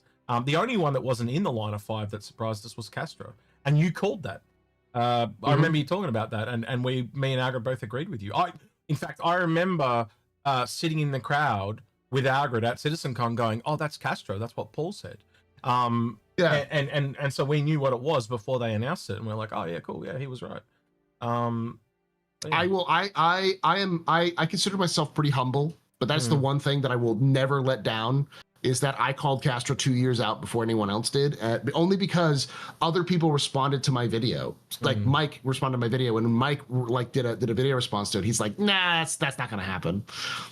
And I'm like, 2 years later, I'm like, vindication! So much vindication! Yep. I was right. That was just not hard to be right when Mike's around. Anyway, right. Next question. Luke's Oz says they have something about the Liberator design work. In your experience, what time E-frame does CIG need for a redesign to release? Now that could have been tailored at Grim, but we can answer that one as well. I did just release the question and answer session that you and I did for YouTube for Captain's Table. I just released it today, and that was one where we talked a lot about the Liberator and how like Jin was trying to like sell us like why do you think the Liberator is bad, and we're like no, it's not that the Liberator is bad, it just doesn't work in its current iteration, it needs improvement. So it doesn't fit the game anymore. That may have been essentially. Yeah. And I think it's totally savable. It's totally savable. Yeah. Easily. I think if you extend it out just to maybe a little bit, make it a little bit bigger, maybe swap out that ground only or that ground slash fighter area for a fully working repair bay. Like there was a couple of fixes, wasn't there? Either really go into it and lean more into the services, more crew and stuff like that, and make it like an actual fob, or go fully into ships. They're the two options. You've either way, it's lacking something. Right, it was essentially a ferry to bring things through the jump points, because before they redid the jump points, certain ships, and there are ships that have really weird layouts now because they have components in they weren't meant to have. Like the one that I always think of is the One or Die. The One or Die now has a jump drive in its nose because it wasn't meant to have a jump drive, but now it does. So now they've added that. You've got to make allowances, and so therefore, the ferry ship that it was has no reason to really exist anymore, and that's probably why it's getting the rework. Or and in a system and in a game where you have 5 to 100 systems, you need to have some distance to go, so smaller ships don't have enough fuel to go for those routes, so you have a ferry. But with Star Citizen 1.0, with 5 systems being the main focus and slowly rolling out systems after that, you need that ship needs to have more of a purpose when it releases beyond just being a ferry. It can still be a ferry if it's also a flying pocket carrier or a flying fob, you know. What someone's asking, what's this about the flying fob? The Liberator is a flying forward operations base. That's kind of what it could be. If you talk to any of the military people that we talk to, there's a lot of people in our community that will come to us and talk to us. And all the there was the fob, and there was another one, and both SA and I forgot. I think his name was Maverick, was the other military guy, and they were talking, and they both agreed it would be one or the other. One was like an offensive base, the other was like a defensive base, as far as I could ascertain from them. We do have a first-time chatter there, Paul 2 on Twitch, that says, this is Apona Force, that says, we won't be exploring in Squadron, so they don't need to build it out. Yeah, that's technically correct. Different needs for the single-player and multiplayer, but obviously you can then go back and add more in to bring it up to the level for Star Citizen. I'd essentially think there's a little bit more to it than that, but that would be the broad strokes of it, yeah. I would give you that one. Yeah, VPZ is saying, like, wait, Squadron 42 is not a sandbox game. We did answer it, but that was before we got the raid. So I'll go over just like Squadron 42 is not a sandbox game in the sense that, like Star Citizen, it is semi-sandbox. You go out on missions. You have a mission parameters you're supposed to do. There's going to be some sort of mission parameter, like a timer or like an area of operations, where if you move away from that, you'll get penalized, or if you fail it entirely. Sorry, SA is actually in chat. SA, you can jump in for 5 minutes and talk about it if you want, and then I'll kick your ass to the curb. But if you want to jump in, I don't think I can handle you and Paul at the same time. It's going to be too much for me. I'm going to lose my shit. But if you want to jump in and talk about it real quick, SA. Revenge. Yeah, feel free. Yeah, I'm very blunt with SA. I have to be. It just goes everywhere. Just to wrap it up with VPZ, there will be more options of what you do. So, for instance, like you have an objective, which is say rescue this person, and how you achieve that objective is entirely up to you. And there will be multiple ways to do so. But you're not going to like fly across the entire. Like you're not just going to be able to leave your carrier and then just go to another system. Like you'll have to operate within that region. There'll be a lot of things you can. Places you can go in that area, but it's not like a true open world where you can just do whatever you want. It's limited. So that's I call it a semi-open world for that reason. So it's like it's stuff you still have a point A to point B, and you still need to get to point B. It's just how you get to that point B is a big option. So so Maximilian was the gentleman that joined me in SA on that particular episode. Dawnstealer or Dawnstar says FARP. I don't know if I don't know if he's Maximilian, but I don't remember what forward operating base is FOB, but I don't remember what FARP stands for. Forward. SA's in chat, by the way. SA's in Discord, by the way. What's a FARP? Yeah, just what's what's a FARP? SA? What's the acronym again? FARP. It's like fart with a P instead of a T. That's got to be a naval thing. Let me check it out real quick. Yeah. Okay, but yeah. What was the one Maximilian said? Yeah, do you remember it? The other one that wasn't FOB. He had it was a really weird name. I mean, FARP. FARP. Yeah. Forward arming and refueling point. Yeah, there we go. Okay, there we go. Yeah. Yeah, that'd be it. That would work too. Yeah. You know, come back, repair vehicles, come back, repair the ships. I would say that's probably more accurate, to be honest with you. But again, if you then put the living quarters in it, it becomes a FOB. So I would agree with that. It's one or the other. You would agree with that, Paul? Yeah. Or it could be a COP, which is a observation post. So like something that goes forward that you run missions out of. Because FOBs are large, FOBs are sustainment. They're, it'd be much larger than the Liberator. You'd have the ability to do. It would basically be like we did the. That's it. I'm done. Too many fucking acronyms. They are dead. No more fucking acronyms. They're dead. We're going with FARP because it sounds like fart. FARP. It's a FARP. Yeah. That's the closest one I've heard, right? You can obviously use it slightly differently, but you don't need to change the whole name when you change it slightly differently. It's an outpost. It's an outpost. It's a mobile outpost. An outpost light, or what do you want to call it? Like there is no need to rename something when you slightly change its function. That's stupid. It's you clearly have not been around a military long enough. That is exactly how they do that. Oh, it's so dumb. That's exactly true. But they're just variants, are they not? Yes, they are. You can literally have a FARP, a FOB, and the surveillance one you were talking about, and just call it the fucking Liberator A, B, and C. Like, they could. Oh, you're talking about in Star Citizen? Yeah, for sure. They could do variants of that. Yeah. If they did a fire base, it would be fun because if I remember correctly, a fire base is an artillery base. So that would be very fun in a ship. Just a ship you can put down and put artillery on. So you can just turn it into. Imagine that middle repair area, right? And that swaps out. So you put in a surveillance room instead, but you can only have one vehicle, and you lose all the repair functionality. Or you go back to hand tools. You move that out. You put a fucking mortar in, and it shoots out the fucking side. Like I can see these as variants. I really can.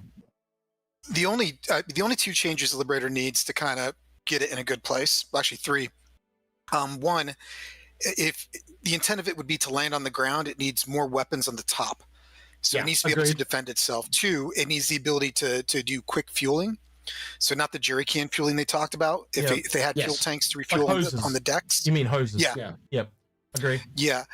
And then three, it needs a command and control center.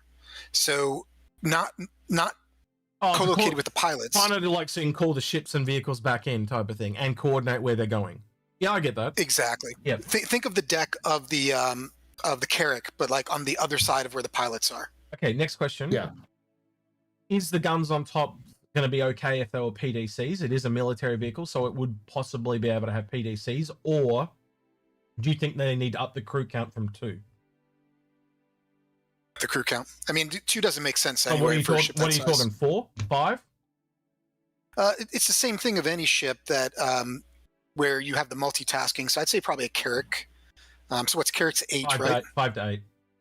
Yeah. Yeah. Because you also got to remember. You got to remember all the other crew that joined them. You got to have repairing, refueling. No. The people on the ships and the people on the vehicles. They've got to be able to be there too. So it's quite a big crew already. Yeah. I've said for a long time they need to put beds on that thing because they need to have like crew quarters for all of the crew of the pilots who are flying in there, or the vehicles, or the Marines who are going into the assault vehicles, and then you also need, if you're going to turn it into more of a operations base, you need to have a command and control center. So you need a command and control person, and then you need more guns. So you need more gunners, and then you need repair operators who have to be separate from the engineers who are working on the same thing. So the whole thing. Every person in Inforunners has talked about that over time. when it came out, right? And I think they've probably taken that on board, not just from us, but from many other people that talked about the Liberator. But it really does highlight what the role of this ship was and now where it's going. Because back then when it was a ferry, there was no need for that. And Badger said it clearly when he called it a shipping ship. He called it at the time, and we've all called it the shipping ship ever since, right? But now you want to make it a FOB or a FARP or pick your fucking acronym. You know what I mean? Like it clearly needs everything you just said. It needs to have those facilities to become that mobile base or that, you know, forward operating base. The thing is that it doesn't need to be that much different. It just needs to be slightly bigger. It's just slightly bigger or slightly longer, and it's got enough space for most of these facilities, and that would make it a very great cheap budget version of like a Carrack. Not Carrack. I think it's a Kraken light. 100%. It would make it. To me, I think they'd go the opposite direction. I think they would up the price by $200, and it would be worth the money if it could do those functions. You have the ability to do minor repair, refueling, rearming, and command and control. You know, in a defensive position, that's a pretty valuable ship for people doing ground operations. I'm looking at the price right now for the price just because it's $575. It's already $575. Yeah, $575. You up it by $100. It would still be better. You know, even $200 would be, and as a mini Carrack, that's a bargain. Oh. That's the same price as like a. That's like the same price as a little more expensive than a Perseus. Like that would be really good. Someone in chat said it does have PDCs, and it does. It's got 2 dual-mounted automatic point defense turrets, so that sounds like it's like the Perseus's ones, or the remote turrets. But I'd also think it probably needs more. I want to see them up the turret size, like give it some real anti-air turrets.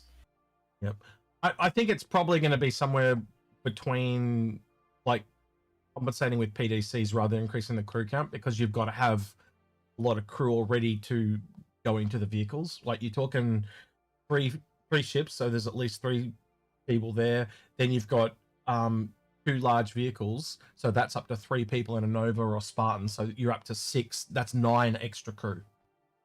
That's quite high. So you got to equivalent 9 people, and at the moment it's only 2, so that's at 11. If you expand that out to say 4, you see where I'm going here? It's quite a high crew count for a ship of its size very quickly. I think Paul's right. I mean, if you're going to add the functionality to be able to do consistent daily operations for a period of time, it's got to not only have bunks, it has to have a mess area, it has to have more showers and space, it's got to have a better armory, recreation, suit lockers. It's got suit lockers and a small eatery, but again, you're going to have to expand those out. It's got room to be expanded because essentially it's got those 2 long parts either side, and they could probably have some more integration with the inside as well. Like, you know, that I always found it weird that there didn't seem to be a connect. I could be wrong, but I don't remember there being real, you know, the garage area, there didn't seem to be a connection between that and the garage, but maybe I'm remembering. It's been a hot minute since I looked at that ship, so I'll have to go back and do it's only one side has a connection. Yeah, it was a really strange layout. I remember that. It seemed like engineering was the best laid out. I'm looking through it right now to see what it looks like. Well, it's got this. Because it had the full layout. I can bring it up. Yeah, it's weird. It's really weird. It's got an engineering section with like a big round circular engineering section in the top, and then it's got the pilot's quarters with and a ready room with 6 suit lockers. It's got 8 storage. It's got an armory with 16 jump seats. Yeah, here we go. Got it. And it's got a lift, and that's it. And then on the other side, there's nothing. Yeah. It's just cargo access. Like, I think that in a ready room, right? But the ready room, you know, doesn't make sense if you have 3 ships, probably all fighters for defensive the vessel. Yeah. You know, you don't need a ready room for that. You're not doing any mission planning there. So if you give it an actual command and control and maybe a small little ready room behind it, I mean, you'd have to grow the ship, but, you know, it would give the ship some real viability in the long term. So there is a door, but it's on the opposite. Oh no, and there is a door there too. Okay, right. Yeah. I was wrong.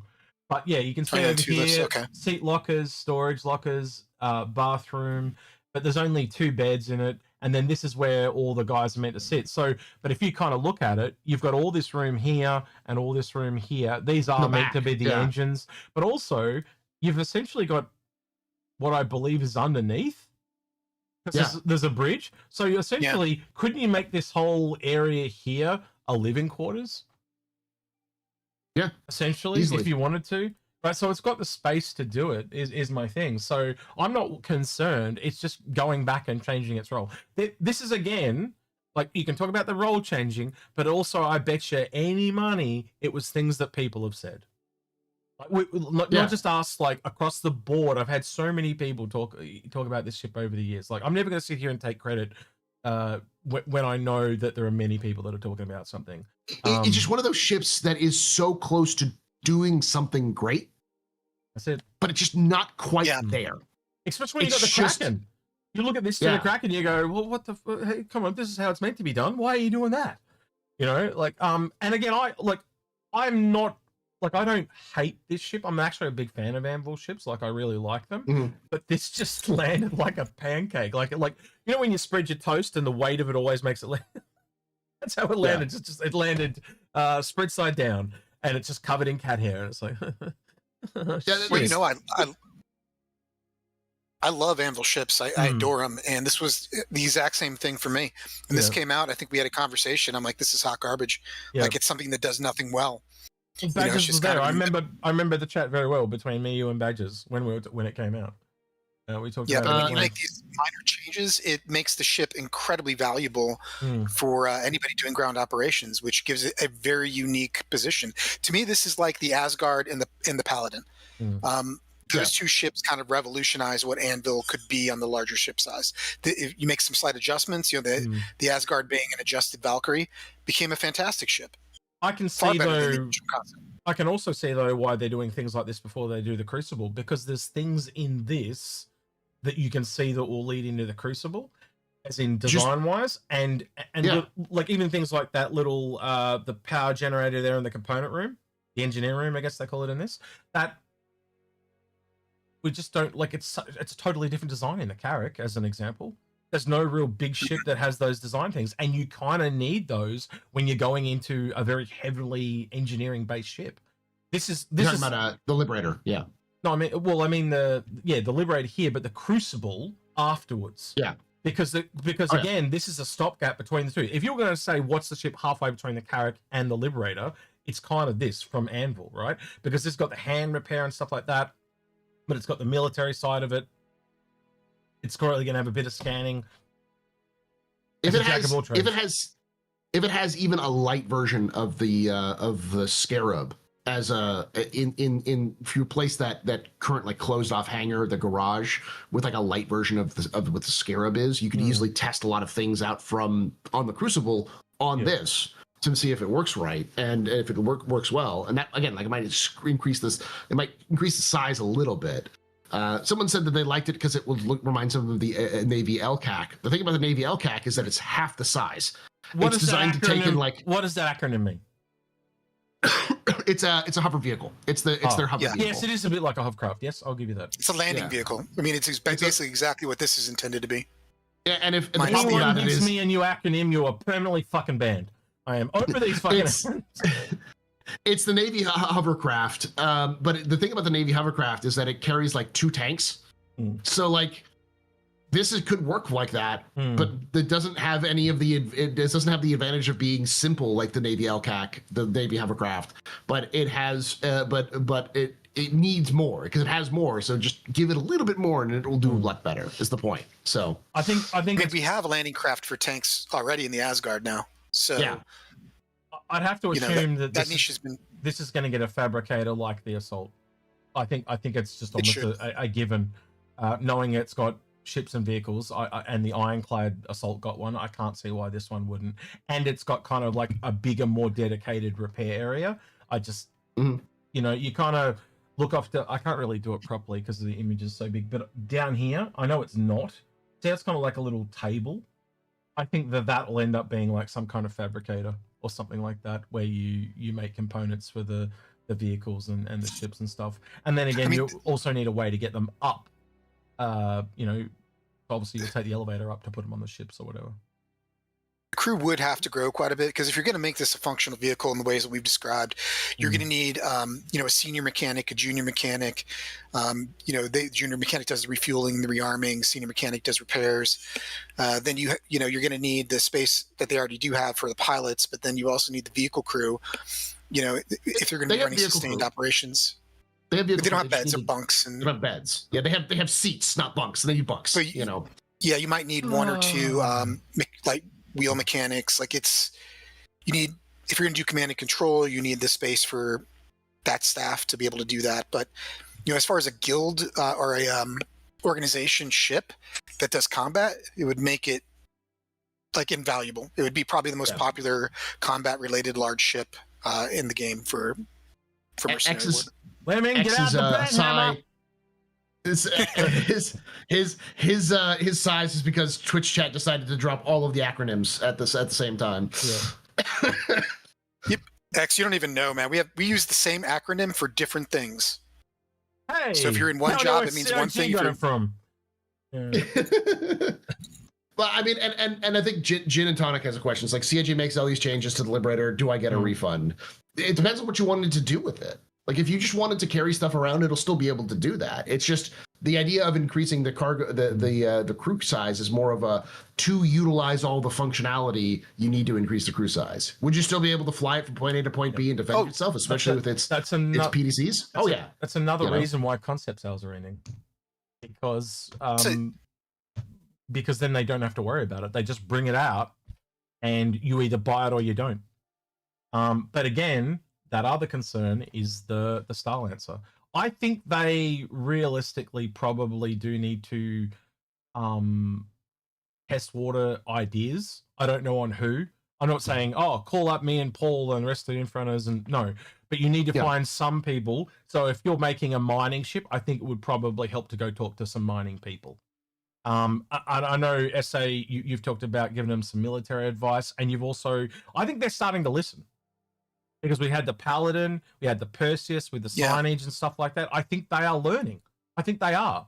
And that's all we ever wanted. So as long as they're learning... Go ahead. They used to almost have a posture of avoiding... we would bring things up on episodes, and... it probably felt like we were criticizing them, but when they've nailed it, when the Asgard came out, when the Paladin came out, we gave praise where praise was due. Yep. They learned their lessons and they've improved. I think we had one episode where we talked about that for a good 20 minutes of how they're learning to listen to the community, and they're learning their own lessons and taking it to heart and bringing it forward to new designs. I remember praising, and I'll do it again, Ben Curtis for... He literally had a vision for the Polaris, and he's essentially kind of, I don't want to say tossed the towel in, but on the Perseus, he kind of let that vision go. And he's now seeing the positive reception of the Perseus, and you can clearly tell they're going to go back and do that to the Polaris. They've already kind of started to copy stuff over. He's seeing the benefit of it. I think that's always a hard thing when you're creative. You do have a vision, but sometimes, like, to include everyone and to make the ship better, you have to compromise your vision a little bit to bring everyone else into the fold.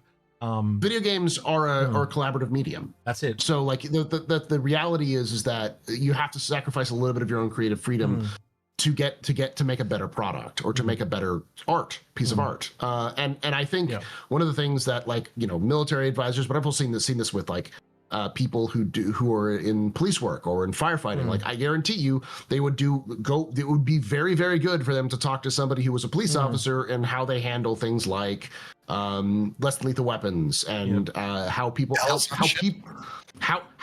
react to being drawn down on by you is completely just a psychological process there that you need to understand, so that NPCs will react in a little bit more reasonable way. Or like the different types of bells on a ship, when they had the general quarters alarm in the Perseus trailer, I've heard so many people being like, can we get that in our ships, please? Can I please get a general quarters alarm? Look, purely and simply, with Ben Curtis having the vision, it's just cool that he hears all these different ideas and he takes them on board. That's such a hard thing to do. When you have an idea of what it is. But again, I've learned that through Inforunners. I know you have, Paul, as well, like where we've all, every single one of us has had one of the other Inforunners at some point change our mind on something, and you just being open to that. And I just love seeing that because I've seen like people in Ben's position at other studios. In fact, there was a couple of studios I worked at that I just hated working at because the people at the top were just like ruthless. They wanted things done a very particular way, and if they didn't get the way, you were fired. It was that simple. Where you can tell CIG is a much more hear people out, and then they might even take you the time to tell you why your idea is a bad idea. They won't just shoot it down in flames, and that's how that person learns. You tell them why their idea's bad, you give them the critical feedback, they take that on board as well, and everyone comes up together, which is another thing you say about Inforunners. So I've learned a lot of good things through Inforunners, and I'm just really cool to see that Ben takes it on board. I think it's amazing to listen to feedback. They don't have to listen to us at all, do they? But it sounds like they're choosing to. Yeah. And I think it's making the ships better, just personally. And when I say us, I mean the community. I was gonna say that I think CIG, because one of the things that the North American ship team said is that they went to go tour the Hornet, and they used the Hornet as the basis for a lot of things. It's like I think that's what most experts would just like them to do, is just take a look at actual real world examples of these things in real life. Yeah. You don't even have to talk with experts. Even if you just asked a few questions to somebody who's been on an aircraft carrier, or somebody who's been a firefighter, to explain like what a fire. Like there's plenty of videos on YouTube of like what a fire looks like when they do training fires, and what a flashover is, and all that sort of things, to get like sort of the reactions and how people do things, and we've got the community and it's a resource. If they went out and said, like for example, we'll take the Liberator. If they turn around and said, we want to talk to some military people, some repair people, some kind of Navy people, and just get some feedback on what you think this ship should be, I would have no issue with that. None whatsoever. And they would, and the other thing is, you'd only have to talk to 2 or 3 of them, and it would cross-reference and what do you call it, where they kind of amalgamate, and you get the information really quickly. Just talking to a few of them, you kind of see where it needs to go really quickly. That's one of the things I notice about you military guys. I say when I talk to you, you're almost all in dubstep. Like it's just so clear cut how it needs to be, because you guys have seen it and done it all before. So it's just all, maybe that's... I would also like to say, because Aimless is saying we should also be wary of overly focusing on the U.S. X doesn't just ask U.S. military people. He's talked with people in the Australian military, in the British military, in the German military, Russian military. I go all over. I mean, from my perspective too, because I'm probably you and I probably talk more than anyone about the military stuff. I've worked in multinational joint operations and worked with the French. I've worked with a lot of host nation foreign militaries in the middle of nowhere. You pick up things like the U.S. way is not the way that everyone works, and you pick up certain things that you look at, you don't understand them at first, but then you're like, oh, okay, I get it. But that's a lot better than what we do. You could also talk to the people I've talked with, because you've been there. You've seen that there's that military group that's got there's 15, 20 guys in it, and they've got they're from all over. Half of them were tankers. That they when we did the review on the tank thing, there was that guy that literally goes around and he teaches people around the world how to use their own tanks. That was his job, just to train other people how to use tanks. It was insane, and he knew so much. It was crazy. He knew more people. Like there was maybe a guy that drives this particular tank, and he would know more about it, and he wasn't even from that country, because his job was just to train other people. You've been there, say not for every conversation, but you've been there for a lot of them, right? Like you can talk to that. That I've listened to a lot of people. And I've learned a lot just talking from people, or at least been inspired to learn more, because of the diversity of information. I mean, I have more experience. It really is. I have more experience in the military driving soft skin vehicles, which is like unarmored vehicles overseas, than I do driving labs, light armored vehicles or up armored vehicles, just because that's just, everyone has a different job. Everyone has different experiences, and you got to take it all in, because it's a very large picture out there. There's not one way to do anything. There are many ways to do a thing. If say got another job, it would probably be like a stunt driver in the movie. I'll just say that would be the closest akin to civilian work I think you would do, SA. Oh no, mine would be and I've not yet gotten into my foot through the door entirely. Mm-hmm. Mine would be doing contracting work, teaching State Department and other people to do things like drive a certain like way. the Tactics. yeah, when they like reverse and do the funny turnaround thing. Yeah, they usually. Yeah. My problem is I'm still in, and they usually wait till you're retired before they'll open the door to you. But yeah, that's what I would. That'd be a dream job for me, like ramming cars, doing, pit maneuvers, all those things, and shooting guns out of vehicles. Yeah, that would be a dream job. All right, I'm back. Sorry about that. I had to restart my XLR. I think my XLR was causing some funky things. Okay. Yeah, we're just talking about the military people. We've got heaps more questions to go through. Let's go for it. Thank you, SF. Guys, Sorry. I'll dip out. Yep. I'll talk to you soon. Have a good one. You too.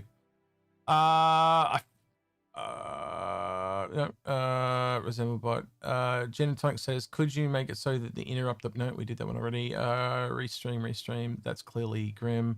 Is there a way to minimize the menu? No, that is clearly grim. When do you think Squadron 2 will be on sale for pre-order? That's one that we can answer. How about that? I think when they make the final date announcement. They'll make the date announcement. We talked about this in the end of the year video that you should watch after this anyways, on the Inforunners. But I think that the best time... It won't be out for a few days. But anyway...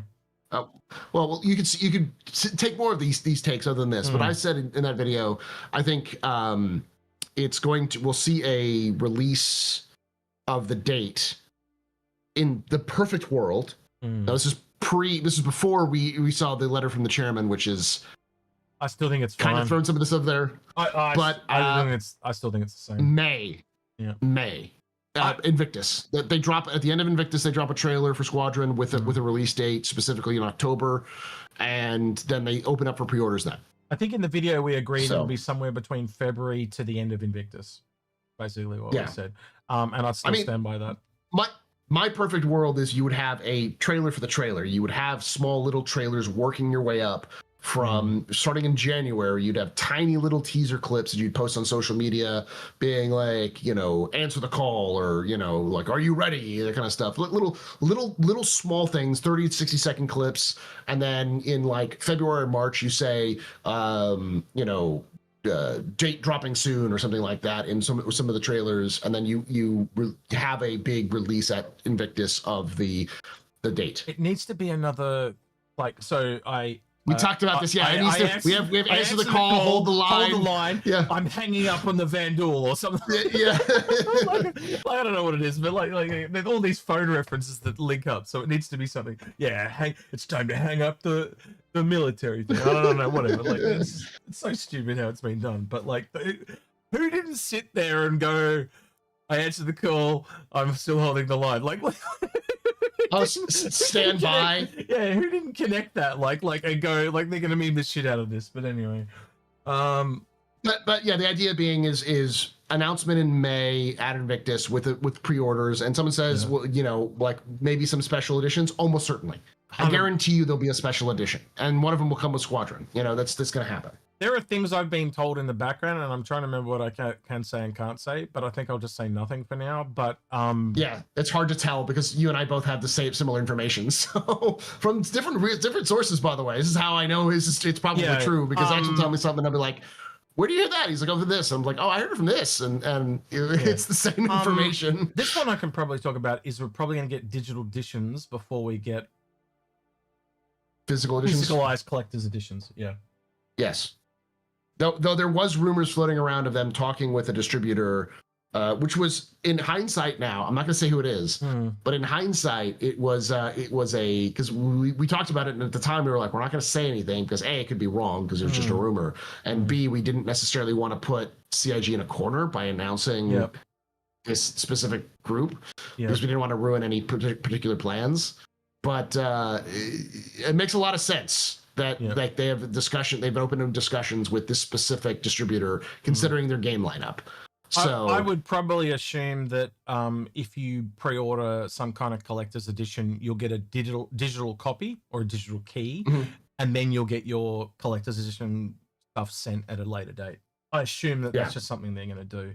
And it'll probably include like the soundtrack and a copy of Star Citizen and like, you know, an art book or something like that, you know. So it might not be like a traditional physical copy.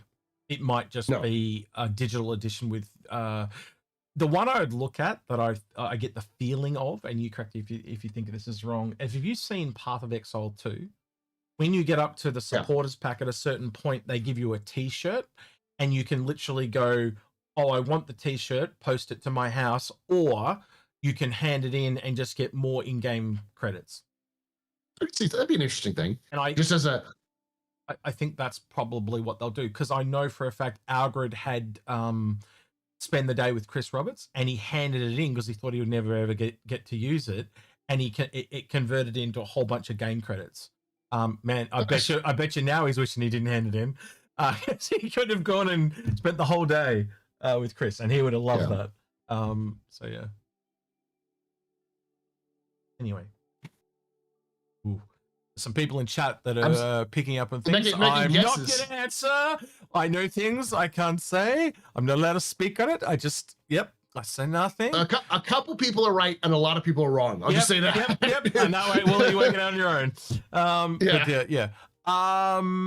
Sloan After Dark says, do you see any concepts for Drake Clipper in December jump point? Interesting designs. We can go through the Clipper. In fact, I could open in game. We've talked about it a few times, but you go through the Clipper. Like the concepts. Yeah.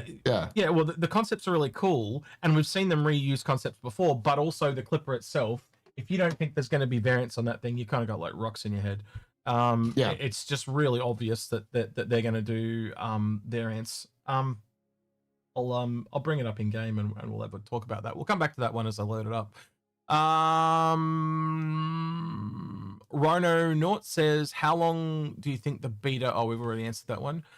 Just Lemming already answered that one. Old Bosun, amazing stuff. One last one, I promise. When we download the image, will we get the option to select the higher? That's for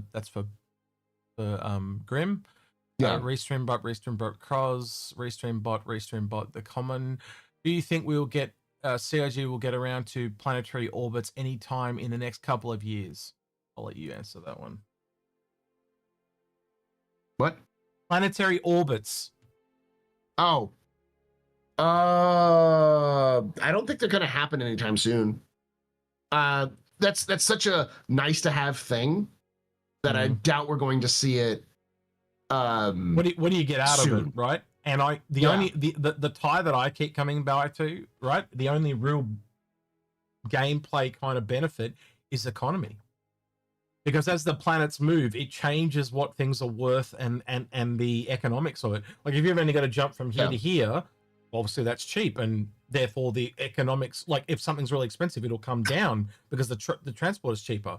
But then as you go out really, really wide, it all of a sudden becomes way more expensive, and so the price goes up. So economics is the biggest factor I can think of. And you can do that with... Wouldn't you just stockpile while it's really, really close? So you've got shitloads when it's really far apart? You know, like... You know? Yeah. I mean, the thing is, you can also do some of those things by just changing the locations of the planets every patch. You can move them to different locations in the orbit of where they are every patch, and it would keep things, unique. Yep. So there is ways around it, but I do still think it's the final intent. They've never said they're not going to do it up. They did, they've said they're going to do it. And one of the things we learned from Ben and John was, if they don't update us on something, that's the way it is. So I have to assume at this point that is the way it is until they tell us it isn't, or it's changed, or something like that. But again, think about the effort to pull that off and what you get out of it. That's a lot of work for not the hugest amount of benefit. So it's one of those things where I think if they could delay it to post-release, it'd be a post-release feature. Yeah, like that's a we get when we have more time to work on it, we'll do it sort of thing. Yeah, absolutely. That's it. Next question, if I can find it. Pain and Hate says, can you save that? No, that's for him. Max Aid says, do you think we'll ever let us join Xenothreat or the Frontier Fighters? No. Why is that? Because the Xenothreat and Frontier Fighters are poorly written. They're meant to be bad guys. It's just like the same, like you're never going to be able to join the Shattered Blade. Yeah. Like CIG is just not doing well. Like this has been one of my pet peeves about CIG and their writing team is that they're writing bad guys as generic bad guys, and they're not explaining why they're bad guys or showing players why they're bad guys. They just say they're bad guys, you go kill them. Because when people discover like, hey, Xenothreat says this, that, or the other thing, they're great. I like these ideas. I want to join them. And which, you know, in a normal sandbox game, there should be some consequences to choosing that group. But CIG doesn't want to do that. And as a result, there's no reason to there's no reason why they're explaining why you can't join them. So they either need to make them so that they're joinable, but there's consequences. CIG doesn't want to do that, so they have to make them just generic bad guys. But they don't go enough into depth about why they're bad to show players specifically why they're bad, because they don't even have the technology, they don't have the desire to do so. Like, if they were to show to why you don't want to have Xenothreat is you want to have Xenothreat to show up at every inopportune point they can in a player's journey, specifically to annoy them. Not necessarily to like make them in danger, or maybe even to kill them every so often, but like have them show up at a point where like you keep getting interdicted by them all the time, and like you can run away, but they shave off like the 3-4 minutes you have, and after a while you're just like these assholes. Kind of like how what's her name from the Frontier Fighters, where she kept calling you after you killed her lieutenants, and was just like, I hope you die screaming, like that idea. She's the older McLaren, just sitting there waiting for everyone else to kill some of their guys. You killed Jeff. You killed Paul. Yeah, and that was to a degree in the right direction, but we needed to like see either why she cared, or why it was important to her, or why she hated you. Like there was no explanation as to what these guys believe, because they don't really care. Is this the bug you were talking about where it doesn't spawn anything? Yes. It seems to be half working. It looks like it's working. Something's coming up. As long as it's a clipper, that'll be I bet fine. you it's not. I bet you it's going down. Oh, it's going up. Okay, good. All right, good. Yay. All right. So maybe they fixed it. Maybe they can actually stream tomorrow. Yeah, maybe. Right. So there's a lot of things in this that I kind of want to go over briefly, right? But you got to kind of look at it with an open mind, and you've obviously got to look at it as you got to look at other ships, right? So one of the first things for me is, why the hell is this ramp so bloody long, right? There's so much space in here that is completely unutilized. It's not funny, right? You then, and you'll notice this in a lot of the rooms in this ship. So the other one is the medical room, which I think is this the medical or the fabricator? This is the fabricator. The medical one's this one, right? So normally the goo is deliberately right underneath the actual terminal. The goo on this one is over here. Almost like they had surplus space. You know, you look at this in the Pisces, there's no, like, you could have just had the terminal here at the end of the bed. You didn't need to have it all, like, this room is not utilized like it should be. And I think just those two examples, the big area where the cargo is, you've got heaps more space to have cargo, and this room, it tells me they have an abundance of space, which tells me there's other variants. Yeah, there's got to be. Like, that room's got to be used for something else. It's just that simple. And again, you look at the fabricator room, it's not quite the same. Take that fabricator out? Yeah. But what's this? Why is there it's just nothing. Why is this just blocking off nothing? Is there another thing around the, if you go around the corner, is there anything there? Around the corner? What do you mean? To the, like, right there. Yeah, no, not really. It's the same width, though. You know what I mean? So again, you can take out the suit locker, whatever, blah, blah, blah. And we saw it in the Cutter Man, where there was a different, you know, they had different doors and different walls, but the space was essentially the same. So, you know, again, I go back to what we've seen with the Golem Ox, the Apollo, all these newer ships, they're coming with variants. Look at the Cutter and the variants. I guarantee there's an Intrepid variant out there, but the gameplay associated with that Intrepid is not out yet. And I brought the warfare, smuggling, any bounty hunting. 100%. Yeah. When you look at that ship, you go look at the Intrepid. There is 100% a track from the top to the bottom. I think the variant has like a track turret that goes up and down, like on the Paladin and the Scorpius and the Spirit. and I think they've just put things in it to make it look not like a track.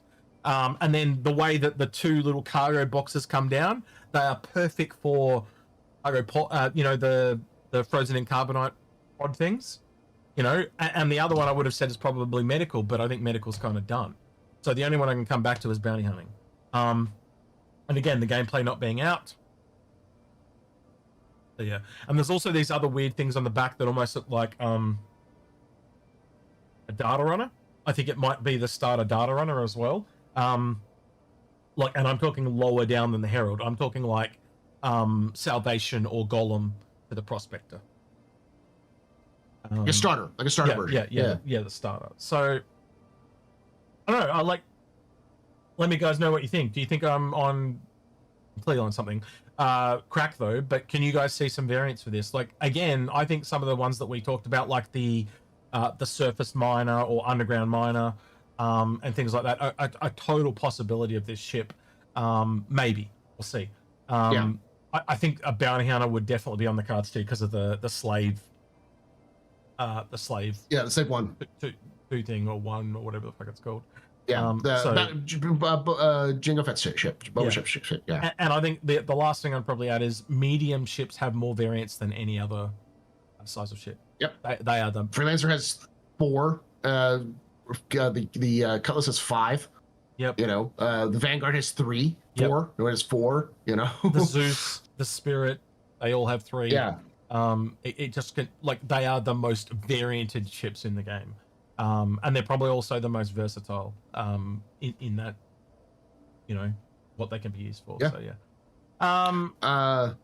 I saw one question on here which I can pull out. Cybertwania and then somebody else kind of followed up on it. Building on the other race playable characters, what about the Devarin? They were assimilated into human culture, so why not have them playable? There's a question earlier about possibly having playable races. Alfonso Studio said, what the answer do you is reckon to that? I do too. Yeah. So is there a chance CIG may sell certain plot of land for base building? They already did that. I don't know who else said it, but basically there was a question earlier as well that's saying hey, is CIG still going to give us playable alien races? And the answer is yes. Yes, they will. They said that they said that a long time ago, and then within a couple of years ago, they mentioned it again unprompted in a lore builder's guide. They said, yeah, we're still planning on having playable alien races. So it's it's one thing to have them said it back in pre-2020. Post 2020 saying that is okay, so there's still plans here. There's still something going on. So yeah, almost certainly they will. The one thing that is important to note is that at the time they originally talked about it, they said if they were ever going to do a DLC expansion that was going to be paid, where you had to pay extra money to play Star Citizen, it would be with alien races. Yep. Because they'd have to build out brand new aliens. They have to build out a new starting section so that you'd have a unique starter with the alien species and how they function, all that kind of stuff. Like introduction. More alien ships, alien locations, which would cost more time and money. So, and they said it would be a post 1.0 feature, a post release feature. My guess would be a post all the systems in the game feature. So, Paul, are the other races kind of going to be like Elder Scrolls? Sort of. Probably more like if you played the original Dragon Age, probably more like that than anything, where each race has its own unique starting location and unique story element. So, but the Devarin are the weird ones because the Devarin are fully assimilated into the human empire. So if they're going to have a Devarin, that would be an easy start as you could do that and not have to have a pay for expansion. You can play this Devarin for free. Algrid actually had a really good idea. The Devarin Wars is a prequel. I agree with him. It'd be really, really good to go back and play those war, because also when you go back, you can make older ships, older designs. I think that'd be really cool, and you maybe some lost Devarin ships that they find. I thought I'd just show this real quick too. That would be a great single player expansion to sell, and then to give that for free, have players be able to play Devarin in Star Citizen. That would be a great tie-in too, I think. Yeah. Yeah. So when I was you can see the rail right there. Yeah. When I was back here, I was like, I've always been like, why does this go all the way down? Why does this go all the way up? And you can kind of see it. It's a track, but they've just put a piece of 3D mesh in here to make it look like something else. Mhm. And if I go into There's a little blocker there, but yeah, it goes even further. Yeah, it goes right up onto the top. And again, if you were doing a turreted version, couldn't you just take the fins off, and therefore that any problems with collisions disappear? So yeah, in my book, I guarantee that's why we saw the Salvation, because they could do the gameplay for the Salvation, but they can't do the gameplay for whatever the variants of these were. And again, there was also a couple of year gap between the Pisces and the C8R too, so it's not unfounded. I don't know when we're getting these, but I think that at some point you'll see an Intrepid variant. It's really obvious to me, but would human drugs work on aliens, or would medpens be poison? For gameplay purposes, they'd probably just work. The way that drugs work in Star Citizen. Wouldn't that be a cool thing where you make it different in some regards too, because you've got to know the anatomy of both species? That could work too, especially if it's a DLC expansion. Yeah. But I think the way that they work right now in lore is your med pen isn't actually it's not like an EpiPen, or it's not like injecting drugs into you. It's actually injecting nanobots into you, and those nanobots are pre-coded to do specific things in your body to help clot blood, to help build new blood, all that kind of stuff. So they could easily be like programmed to be like, where are we? Oh, we're inside a Tavaran, not a human. Let's do this for Tavaran anatomy. So it's basically like tiny little AI.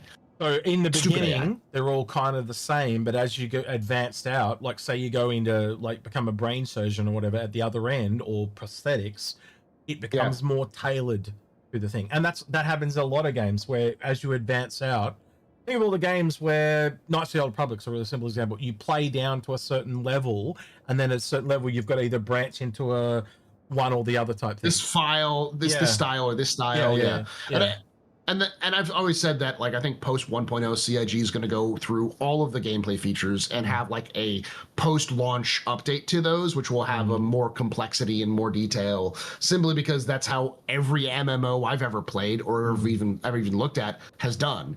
Is they've taken a look at what they've done, and then they expand those features year on or 2 years on. They'll start expanding those features because they have time to actually look at them.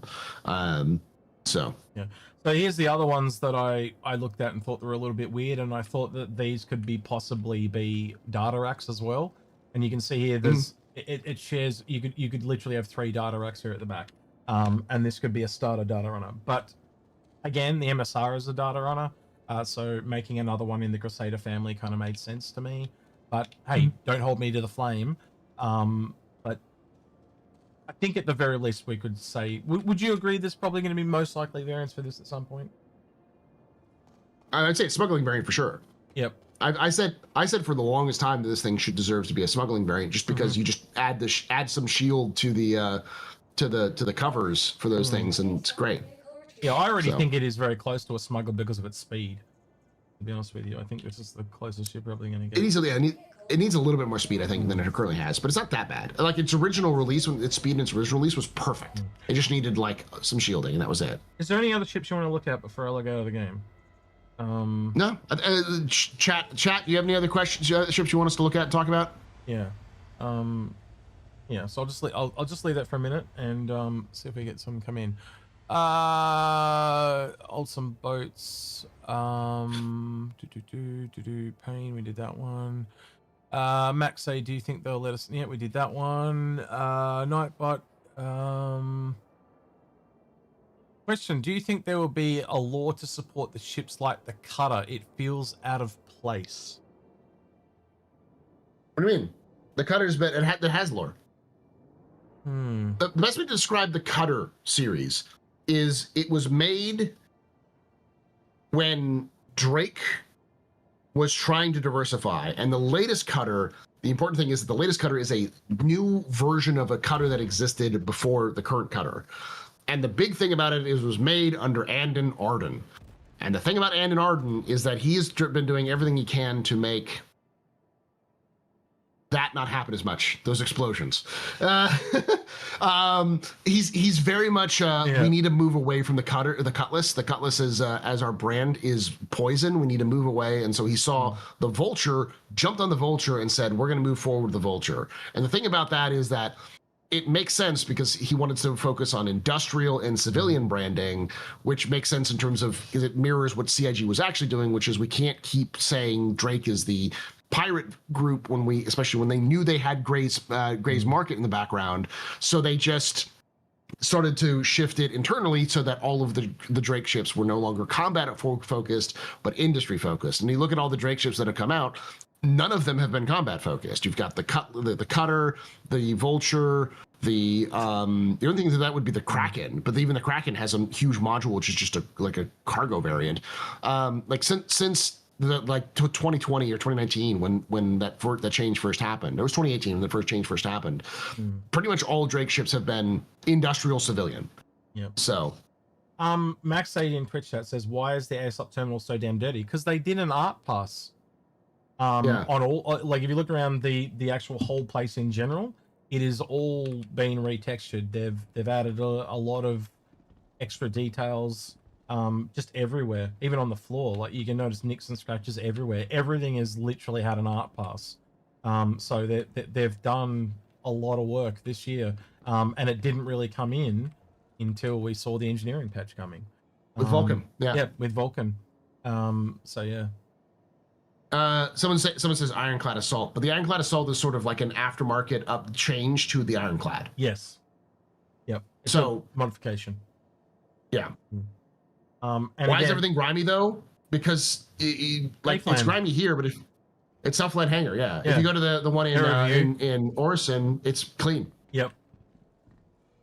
And the other thing is we haven't even seen Royal and York hangars yet. Yeah. In game. Well, that'll be Terra almost certainly. Yeah. So. And probably Sol as well. I'd have to assume. And that isn't Origin on. RSI's on Earth, but where's Origin? Somewhere else, isn't it? I'm trying to remember. Terra. They're on Terra. They're in New Austin, baby. Okay. New Austin. They're in space Texas. They better make the CO like a big cowboy type. That'd be funny as like he's just like a big rodeo guy and he's like walks in with these little spurs on. I think it's a woman, and I think it's the same woman who moved them to Terra in the first place. Yeah. But yeah. I mean, the place that's actually Space Texas is Bremen, because you know that because the head of Kazan Outland, which is headquartered in Bremen, is Space Elon Musk mixed with Space Matthew McConaughey.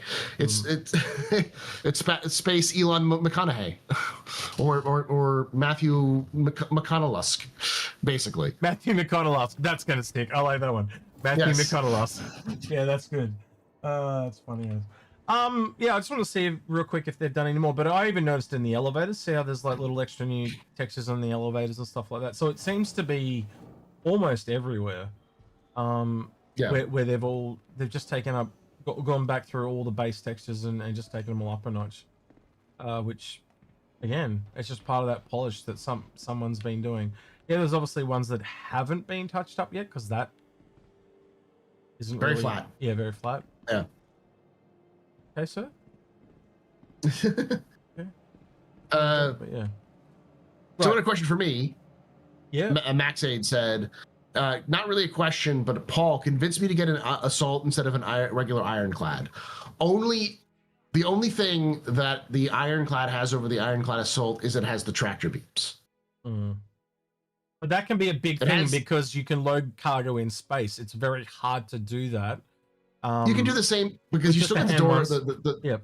You can still do it with the hand ones. So it just requires more people. And like the main advantage is you gain that fabricator, that medium fab in the back, which gives you a little bit of fabrication. That is the main advantage, because you could also just use the tractor beams to lift it up and over and put it into the ironclad anyway. Changing the door size, I think, was superfluous personally. It really is the fabricator. So one gets tractor beams, one gets fabricator. But also there's a price difference.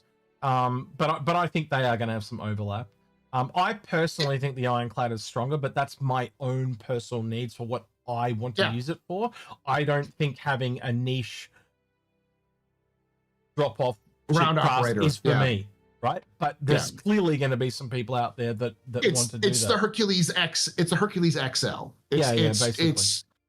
It's the Liberator if the Liberator decides to be a FOB, an acronym, whatever, an outpost versus a light carrier. So we're actually done with the questions unless you get some more in, but we've had another one come in. We've still got 25 minutes left, so any more questions come in we'll do, but when they end we're going to wrap up here and read on to someone else. But Cyber Tanwa, who's a first-time chatter, just said, what is your thoughts for 2026 on new ship releases versus bringing the old fleet into 2026 in terms of styling and features? So many older ships that need love and redesign. You want to take that one, and then I'll follow up after you. CIG has already talked about the two big ones they've talked about recently. Is the Aurora is getting an update, and it's getting a Mark II variant. That's going to probably happen next year. Or did they say it might not happen next year? But it is pretty much 100% coming just before Invictus or at Invictus. And then also the Hammerhead. They said the first half, by the way. First half.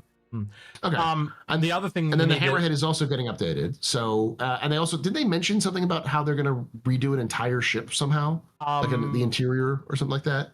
I don't remember that, but I do remember when Disco was talking about the Mark II, he slipped that there was another Mark II. Yeah, but he didn't tell us what it was. But was that the Hammerhead? Was that the Connie? Was that the Freelancer? Like, you look at all the ships that need it most, and it's generally the older a ship is, the more it needs it. So yeah, the 600i, the fact that they actually talked about so first time chatter there, Sovereignist said 600i. The reason why they talked about it was it clearly meant that it wasn't coming soon. It was an intent. The reason that they talked about it was because it was, this is what we plan to do, but we're not going to do it for ages. Because it's already in the game, it's already working. It's when they come back around. And again, they did mention something new from Origin this year. Now, whether that's just a simple G12 or a completely another ship, my hope is it's a new ship. And I think when you look at, I can go open it, but they brought this thing from the Saulian where it had all the different manufacturers and what type of ships they have. Origin was literally halfway between high design and commercial. We don't have a single commercial ship from Origin. So there's a whole nother facet of Origin to come. And commercial does fall into a few different areas, but one of those will clearly be shop ships. For example, if you have a taco bar, you'd probably put that in a Drake ship. You wouldn't put it in an Origin ship. But if you have a high-end luxury Gordon Ramsay's restaurant, you're not going to put that in a Drake ship. So much like we've got different tech levels, you're going to have high, medium, and low tech. And you can already see that a little bit with the Banner Merchantman and Privateer. They both have they're both shops. But there's only 2 shops difference. So you can almost see if you go all the way down, what's that, 10, 8, 6, 4, 2, 1, and there's probably going to be multiples of different sizes of each of those to fill it out a lot. Because there's a need for it because of the different shops in their diversity. Do you take a mine, like look at the mining places we have in game, or look at the shops we currently have in game, and you start to put those in ships, you can seriously see already taking something like a Banu Merchantman and putting a mining shop in it. Aesthetically, that don't really work too much. And again, probably the best is going to be the middle of the road. So if you get, say, I don't know, what would you call a middle of the road manufacturer? Crusader or RSI. Argo or RSI? But again, if they make it a high lap, because we do have RSI higher up, I find RSI and Drake are almost 2 sides of the same coin, where RSI is like medium and up, and Drake is like medium and down. But I don't know, not everyone will agree with that. But again, you take a middle manufacturer, you might be able to put a high design restaurant in it. You might be able to put a taco truck in it, or you may not. They might be 3 separate categories. This is just something that we know they've more than likely got the intent to do. They've just never ever talked about it. And there's a few things like that too, like over time we've seen they come out like the underground extraction. Now they had talked about it, but it had been so long between drinks. Some people thought it was bullshit. There's been several ones like that. The Starfarer and the collecting of gas, liquids and gas and solids. We'd always continued that was the thing, and then that was proven in the CitizenCon demo in the screens in the background where they're doing the inventory stuff. It literally says liquid, solids, and gases. So again, you look at the Starfarer, that therefore means that there's a ship in that category. We're more than likely going to get a capital that can collect gases and some mediums and smalls, and also fuel transport. The only fuel transporter right now is the Starfarer. So does that mean we're going to get a smaller refueler? Starfarer is a weird one because it combines 3 different gameplays that we don't really have in the game right now. Anyway. And to answer the question fully, I think CIG's going to balance that out because CIG understands 2 things. One, new ships sell more than old ships. Agreed. So they're going to always do new ships because they sell. And they'll continue to sell, just like the old ships continue to sell. So it's all trajectories go up. It's a good onboarding task too, isn't it, for the 600i? Yes. Yeah. And I do think that they'll come back and do a little bit of the other ones, but I think that the main focus right now is to get all of the ships functional for 1.0. Agreed. So they did that discussion where they broke down. There's basically 3 categories. Category is it works well enough, ship it. And I think that involves anything that has engineering now, including probably the freelancer. Like that is a 1.0. That's what you're getting in 1.0. Yeah. Does it suck? Yes. Will they fix it later? Maybe. But that's just the time and energy they have for 1.0 because they're probably shooting for 1.0 in 2027 or 2028. Yep. So they have to. And it takes them a long time to get a ship done. Yep. So ships that are good enough, they're putting them in good enough. Ships that are not good enough, they're trying to update them to make them better in the smallest ways possible. And if they can't, they'll do a full rehaul. But if they do those first 2, if those first 2 end up in a result, they may also end up in a Mark II simply because they feel like they can get them working better because those ships were designed so long ago that for a completely different game, they want to make a ship that's actually focused for a 1.0 and stop selling the old versions and just give you and make sure the new ones are available, but you still support the old versions. Origin ships are in a really weird spot though, because they're role-play based ships or heavily based on AI being interacted with by the player. Yeah. And that is so, like AI has to come after everything. I never quite understood why they did the Origin ships when they did. Because again, they just don't have any of their gameplay, and they're probably not going to have their gameplay for a really long time. And so, where if you did shop ships as an example, don't need the AI. Once that gameplay is in, it'll work. Yeah. And it just, I think the Origin lineup is going to sit there to languish for a little bit. Yeah. It's just the interpretation that I get. But again, I think there's a few ships like that. Like, do you come back to the Reclaimer? Do you buff that up so it can do better than what it's doing? Or do you leave it where it is and come back to it when you do broad sweeping changes to salvage? Right, and I think you would agree that would put the Reclaimer as an example in front of the 600i because it has a gameplay that's actually viable and usable. There isn't a usable gameplay based around most of the Origin ships right now, unless it's the basic combat level, like the 325 and the 125 and stuff like that. So, unfortunate. That's just unfortunate. They had to know how not to make ships to learn how to make ships, basically. You know? Yeah. There's a couple more questions that I've seen that were older questions that have been reposted by Parker. Yep, go for it. What are your must-haves for social and org upgrades, and what do you hope for?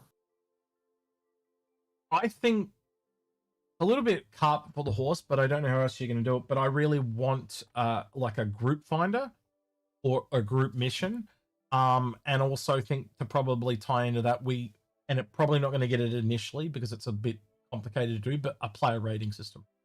And I always assumed the player rating system was tied to the AI as well, but you're going to probably need that in place beforehand. I don't know, Paul, they're the 2 big ones for me. Player rating, so if someone's trolling people and stuff like that, they kind of get excommunicadoed, and it makes people behave, very simply. And then, you know, you've got these massive big ships. How are you going to get a javelin field with 30 people, well, not javelin, sorry, an Idris field with 30 people, if you don't have a friend finder, because not all your friends are going to be online to go all the time. But again, having player ratings, making sure people behave themselves, and a group finder, you can just jump right on, and it's a Tuesday, and it's 4 o'clock in the morning, but it's not 4 o'clock in the morning all the way around the world. You could fill an Idris and go out and fight another Idris, or whatever you want to do. I'll add another thing to that, which is org lists. Separating your lists into friends, like players, friends, and org members. So you can always just go to your org members and be like, because they may not be your friends, but they're in your org. You know, they're online. You can trust them because they're part of your org. You go, I'm going to jump on with that org right there. We know where they are. So that way you can always filter. And the other thing would be name tags that you can customize, in the sense that, like, you can say, I want to see all org members always. I want to see people sometimes, and I want to see friends or party members as like just the chevrons. And I want to see the name tags of org members. Like, just having like random players you can't see, friend, or like people who are in the same mission as you. What's the level of detail you want to see? Friends, what's the level of detail you're going to see? And org members, what the detail you see, and just give them different colors so you can know the difference. You mean like, oh, orange, that's an org member, you know? Yep. No, I agree with that. Maybe the other one, and this is not a necessity, but down the road, like notes, so you can leave notes on certain people. Like, this guy's my blacksmithing guy. He's really, really cool. I met this guy randomly in a contested zone, and we had fun. You know, I would mark that dude down. This guy's really good at FPS, and if as long as he's on your team, he'll be amazing. But if he's not on your team, he's a lying bastard. It's just like, if you run into the wild, kill him on the spot. You know, like, so, you know, because there are people like that. You know, again, there's all these nice to have features, and I think over time we will get a lot of nice to have features or quality of life improvements. But yeah, that necessity is really hard to nail down. And I think they'll be on that. Like, again, there's a reason why they're working on the inventory system. They know it's Garbo. It's awful, and it needs to be integrated into the new social systems, because you're going to have org banks and like group banks and stuff like that. So well, again, inventory is heavily UI based, and the UI team is one of the smallest teams at CIG, but they're one of the most in demand. It's why was his, oh god, was it Kane? God, what's the guy's name? Zane. Zane. He moved from where you are in Austin to LA, and then all the way over to Manchester. So he's been around.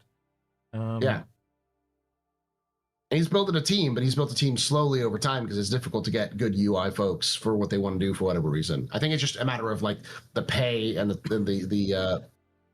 benefits versus the pay, because the pay is usually pretty low, but the benefits are pretty high, and not every UI artist is willing to work for like, oh, I can get a bunch of time off. Instead, they're like, I need money. You know, I can tell you now, CIG has asked me to ask friends of mine if they want a job, and they've literally said, no, you couldn't pay me enough. Because of where they work and stuff. And I'm like, I know exactly what they're going to say, bro. Because unfortunately, game development is really driven by passion. A lot of it, because it just can't pay enough. And I think CIG is a very passion-driven place. Like, if you were going to work somewhere, that would be somewhere really cool to work. And it was really obvious when you sat down and talked to the people there. It's such a passionate place. And they're the best type of place to work. I've worked at places that I got out of pretty quickly that were very political. Anyway, that's kind of, and when I say political, I mean internal politics, right? Where, you know, there's one guy and he rules the place like an iron fist. They are not nice places to work, because you've just got no creativity. You just become dead inside.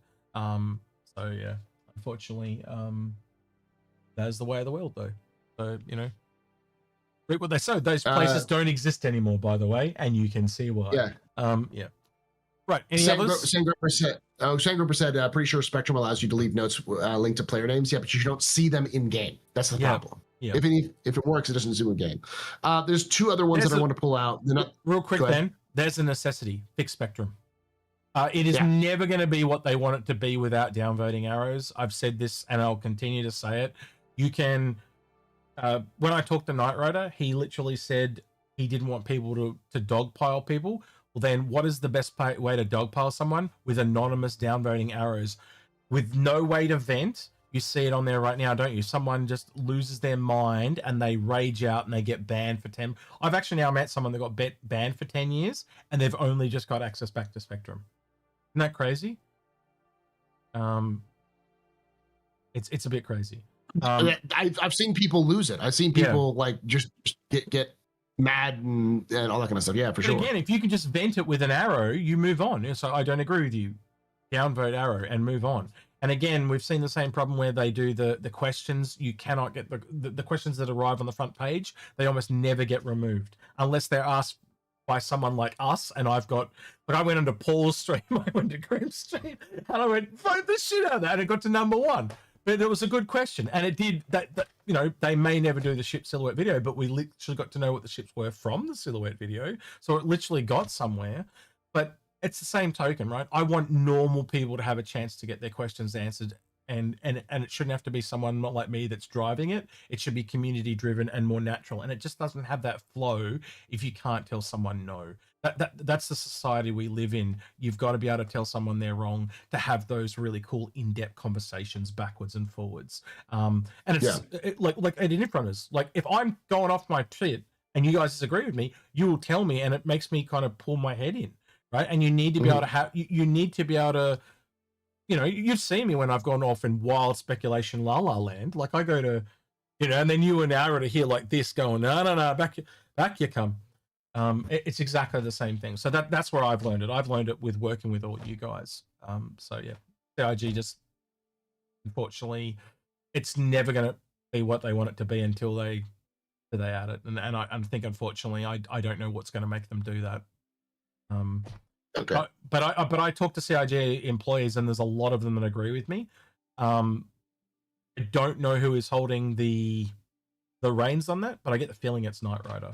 I don't know. I could be wrong. He needs to at least test it, in my opinion. Anyway, next question, Paul. Sorry, I'm trying to fix the audio. Oh, sorry. Yeah. I couldn't hear the last bit that you said, but I got most of it, most of the wind of it. So, all good. So we got 2 more questions that I could see pulling out. Another one was another Parker question, which was was the year of beams another John Crew troll? Yes and no. I think you got to think about how CIG thinks, and it wasn't just the beam from the Idris.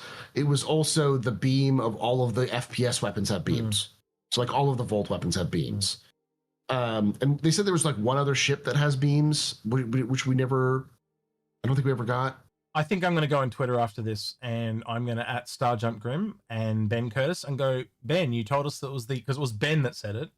Ben, you told us it was the year of beams. Where the hell are they? It's been one all year on the Idris, and that was it. Where are the other beams? Are they delayed? Are they lost in shipping? Yeah. So yeah, and he'd probably say, look forward to next year or something like that. I have a feeling that it was just didn't make the cut for whatever reason. So yep. Something changed. L22 was not a beam though. No. So there's a couple more questions, but I want to go through some of them very quickly. One of them was, do you think there'll ever be a robotic alien race? Yes, but I don't think you'll ever be able to play with them. To play as them. I think they'll be the Krthak. Or whatever is pushing the Vandul out of their territory. What? That's another completely different question. I'm not going to be very humble here, but where did you get that idea from? You? Remember the Spirit Wars conversation? No, it was me. It was me. Yeah. Remember I came to you and I said, think about the Spirit Wars, and they're having the Zion having a Spirit War was with the Krthak. Well, what doesn't have a spirit? A robot. Yeah, and on top of that, there was also early concepts because the Krthak was apparently a wingman idea to create. And one of the things he said that he thought was going to be a unique factor with them was that they had the ability to they had faster than light communications, which we now know we're going to have faster than light communications anyways. But like I think it's probably more like instantaneous movement, so possibly even faster than like transport. Or like teleport. So. Or something like that. Yeah, like warp, like traditional warp drives or hyper jumps or something like that. So they have completely different technological basis, which makes sense as robots. I think there is a possibility you could eventually play as all the races in the game, but you got to consider how popular Star Citizen is and how popular it becomes, and can it continue the momentum? Because you can fundamentally, you can see what they've done. They've essentially made the humans, then put a bunch of races around them, and then they've told us that there are races behind all those races. So as soon as, say they did bring out a Cyan expansion, just for devil's advocate, I think then they, as a part of that trilogy of campaign, you would have one with the humans so it's one playing as the Cyan, one that's internal about the Cyan, and then one between the Cyan and the Cathak. Yeah. And then you would learn about the Cathak enough to learn about some of them, and maybe they don't have ships like you say, maybe they do have some ships. But then if they ever come around to doing the Cathak, or even when you're doing the Cyan, you would learn that there's probably another race behind the Cathak. The Cathak, or what created the Cathak if they themselves are robots. And so you go around and you do an expansion pack with the Banu, the Vandal, or whoever they end up doing, and you come back, you could do another one. Like we're talking like 20 plus years into the future type of thing. At this point, we're talking Star Citizen either like it's become WoW or it has an IP franchise that's like that of like a Halo or a Warhammer. Yeah. At that point, like you're talking about like gold level ideas, like something that is so beyond the scope of current Star Citizen and like the verse in general that like it just. It's pie in the sky. Like at this point, the best I think you can hope for is the basic four, which is the Tavaran, humans, the Xi'an, and Benu. Those are like the four you'll almost certainly be able to play with before the servers go down, kind of thing. Yeah. And it's been around since the very early days, like the possibility of playing alien races. The prisoner says, "Do robots dream of electric sheep? No, they dream of electric cheese." Right. Next one. The last one I wanted to talk about was the MSR. Yep. Because before we go, so Don Starline said, "Do you think the MSR will get any love when the Hermes releases, or will it just go deeper into the forgotten hole?" I hope so. I'm bringing this up because we did something about it. I'm just trying to find out where it is. Just for you, this is one of the future episodes. I won't tell you when it's coming. But we have recorded this episode with Agri before he left, and it's literally a ship scrutiny on the Mercury. And that will be coming. Oh, it's playing. Oh, I don't want to play that. You'll hear my voice. But yeah, that's coming. We do that. No, that was just me and Agri. I don't think you were there.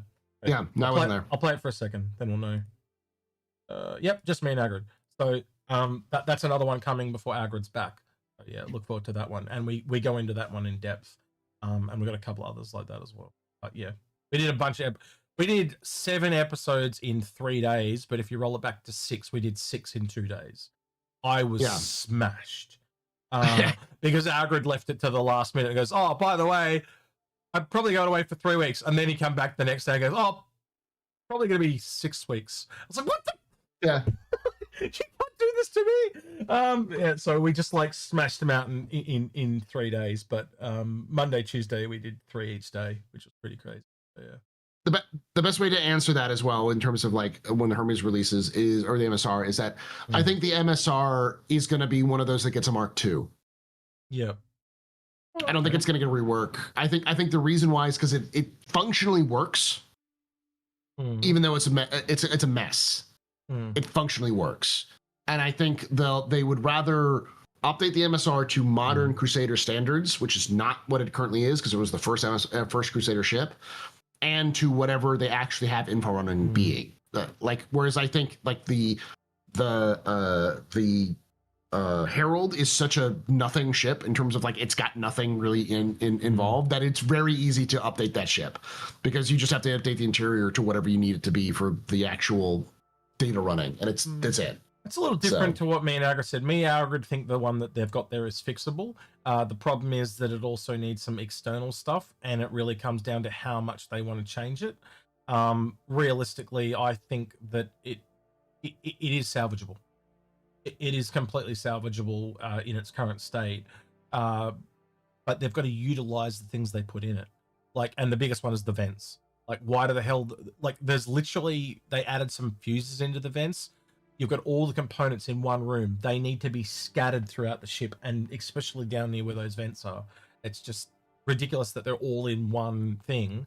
And if you know where the component room is on that ship, why wouldn't you shoot at it? Because it's just it's literally a pinata of components. So you've got to maybe have one or two not to mention they changed the size of the shields on that ship, and they no longer fit in its component housing. Yeah. So yeah, it definitely needs some love. And they went through, we talked about in the episode, but they went through and they've just smashed. They've done it on a lot of ships actually, where they've just got this panel and there's a fire extinguisher attached to it, and they've just smacked them on the walls.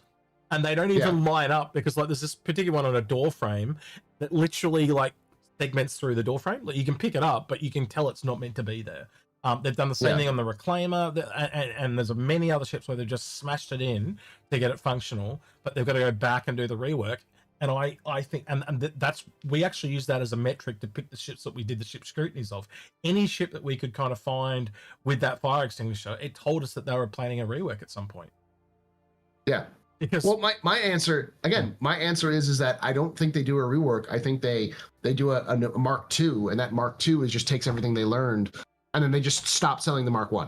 So like anyone, they'll make it slightly more expensive than the Mark I, and then they'll just say you can spend the $5-10 to upgrade this so that you can get the new version, so we can get new cash out of you. But also, we're just not gonna.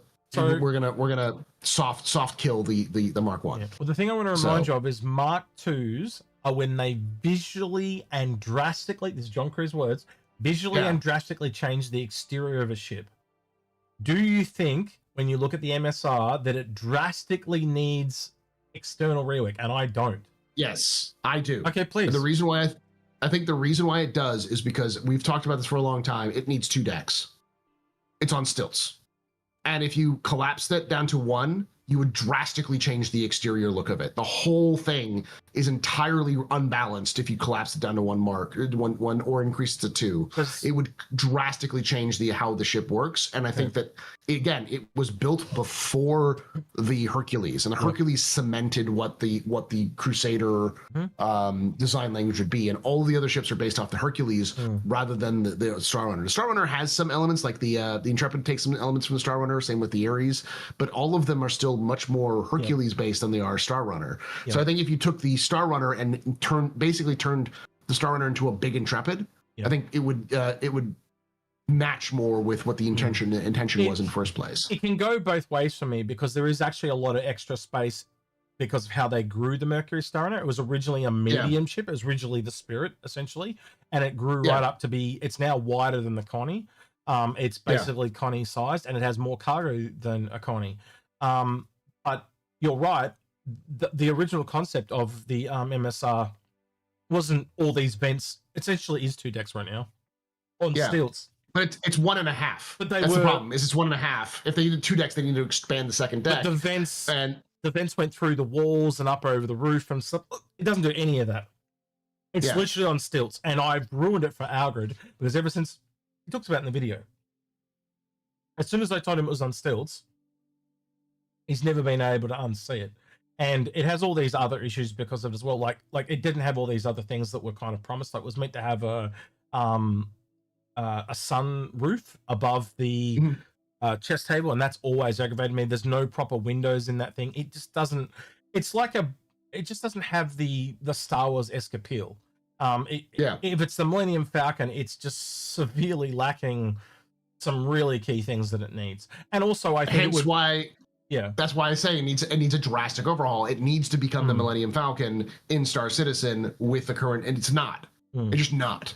So it's a false. It's a bad attempt at it, and I'm not going to shit on the person who made it, because she was very talented, but it was the one and only ship she ever did for Star Citizen, and then she left to go to work on another team. So she got a job at Atlas doing what John Crew does. And that game, I don't even know what's going on with that game anymore. Apparently still running. So but you look at the so what you're saying is essentially because of the shape of that ship, it probably needs an external rework. I can see where you're going. I would say it could go either or. It depends where they want to take it, but I wouldn't be surprised.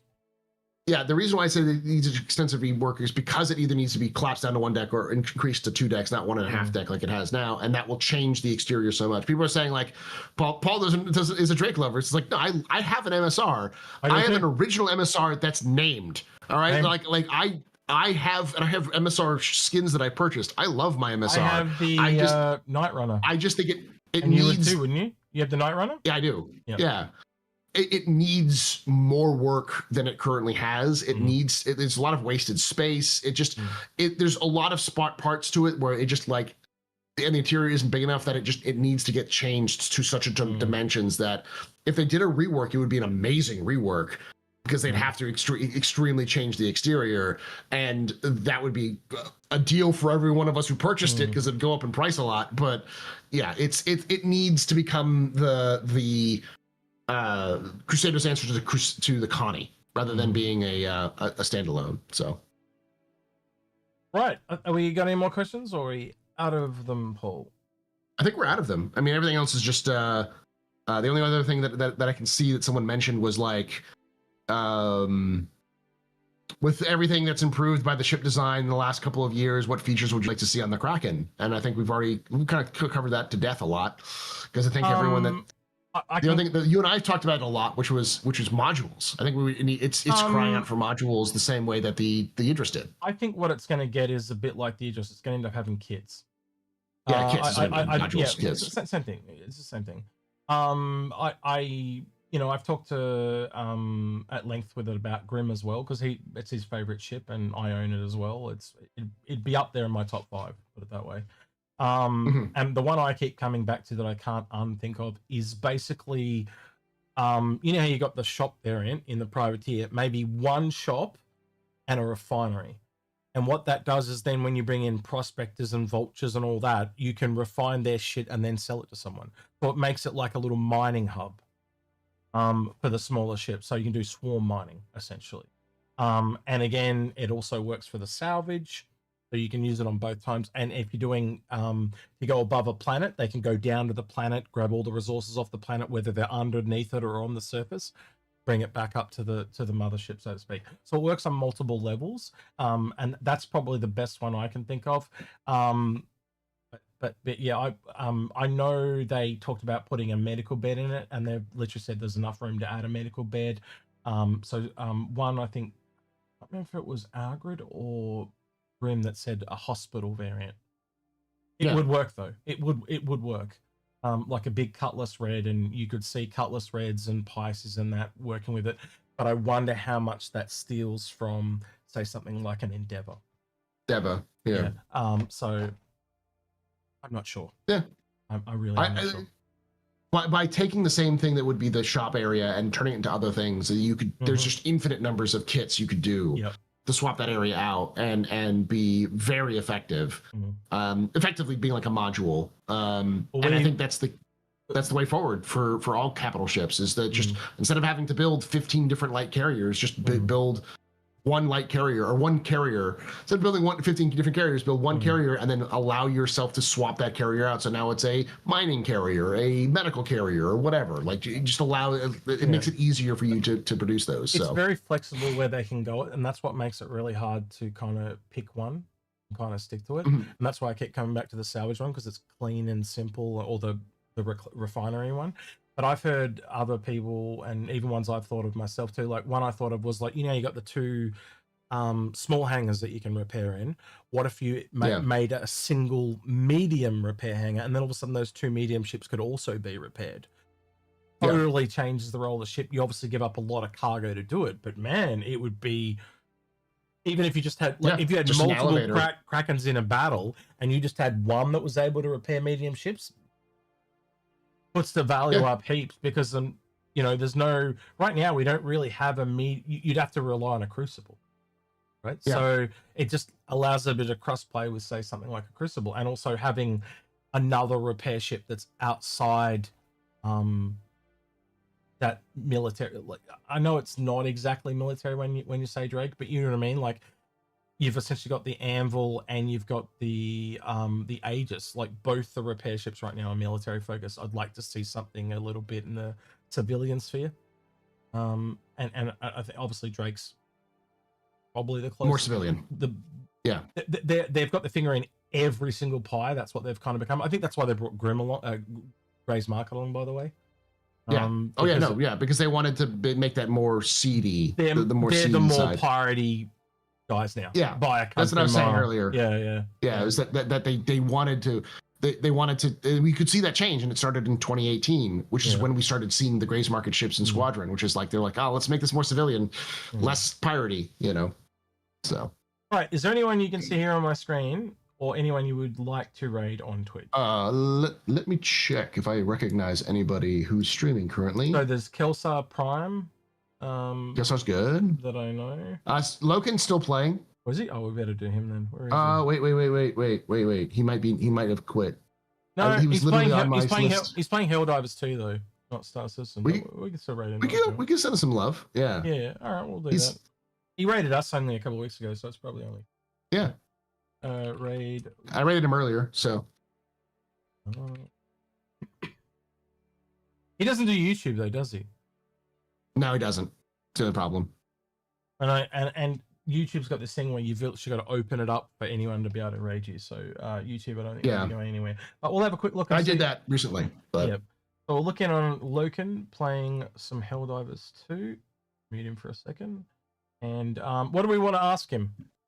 What do we want Twitch to ask him? We always get him to ask him a question. Oh, ask him what the battle cruiser is. What does he want the battle cruiser to be? Yeah. He's playing Helldivers, Tell him I like his hat. He joined the dark side. Yep.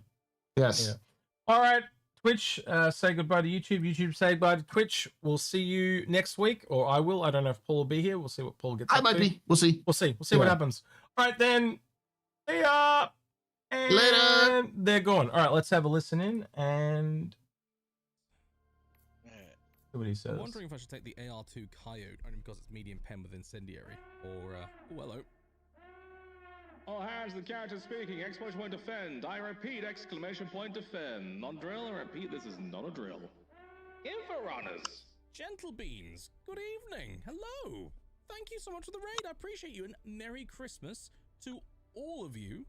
Thank you for the Inforunners raid there. Hugely appreciated, boys. How you doing? How was your stream? Very good. We were playing Star Citizen. Then it decided to have a maintenance for 2 hours. So like.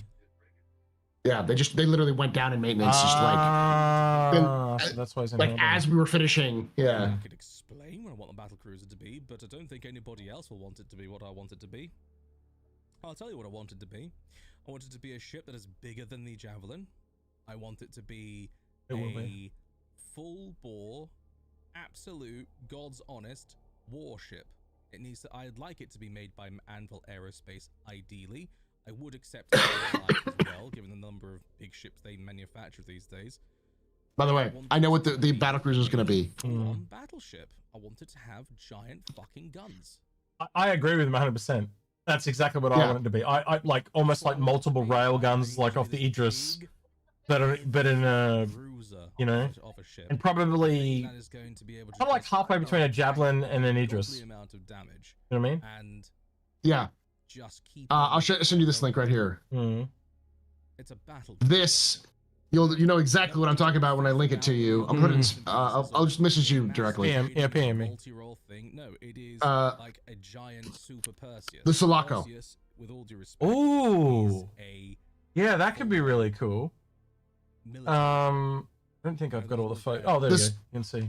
Yeah, the Sulaco, but Anvilified. Yeah. So Anvil, but like it's got like a little circle somewhere and it's got some wings a little bit. But yeah, 100% could see that. Yeah, that would be very popular. Yeah. I've often thought of one. You know, you got the railgun, but on a turret. Let me just mute Loken for a second. Sorry. But like a turret on either side, so it. But, it's not too strong, but it can just take on both sides. They can't shoot the same thing at the same time. Like, just imagine like two, how the Idris has those overhangs at the back, but like literally they were just giant turrets that hang underneath and they can just rotate. So essentially take what the Idris does and just speed it up. So you could have rail guns on there. You could have like it'd be mad, and then and just maybe it's obviously again you can look at it logically. It is bigger than Javelin because they promised the Javelin was the biggest player ship they would ever sell. Yeah. The battlecruiser was meant to be available in game. It literally says that, so that determines it has to be bigger.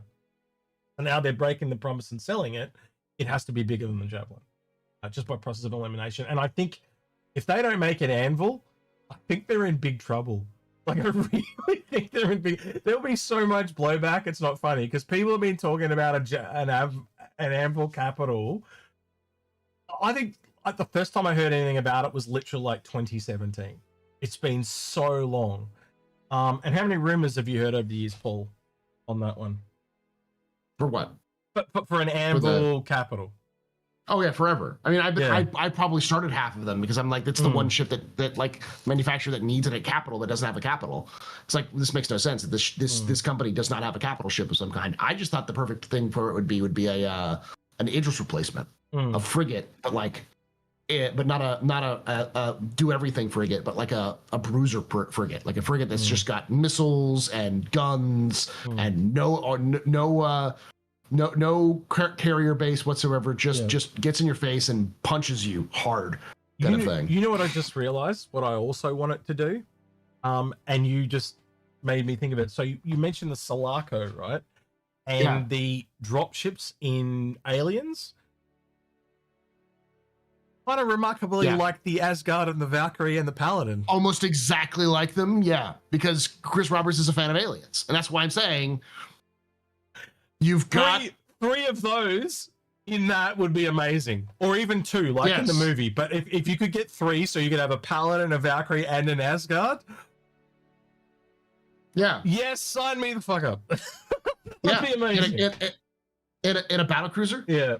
That well, again, it is a battle cruiser. Like stuff the fighters like that. You know, it's just gonna have all the guns, so it doesn't need fighters. But like go up to the next level where it's essentially deploying like a mini armada. That's amazing. So that it comes up to the planet and it can't really go down to the planet because obviously it's bigger than a Javelin, right? And if a Javelin goes in atmosphere, you get what happened on was it Daymar?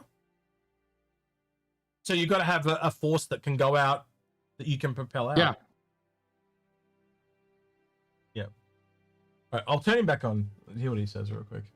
And he's an awesome ship, and I like that kind of ideology as well, you know? So obviously what I've suggested is one battlefield and Pillar of Autumn. That's what I'm thinking as well. Style. However, there are other ideologies out there, and a SC Pillar of Autumn, a ship that, would be able to take, I mean, Pillar of Autumn, I know you know this, Astro.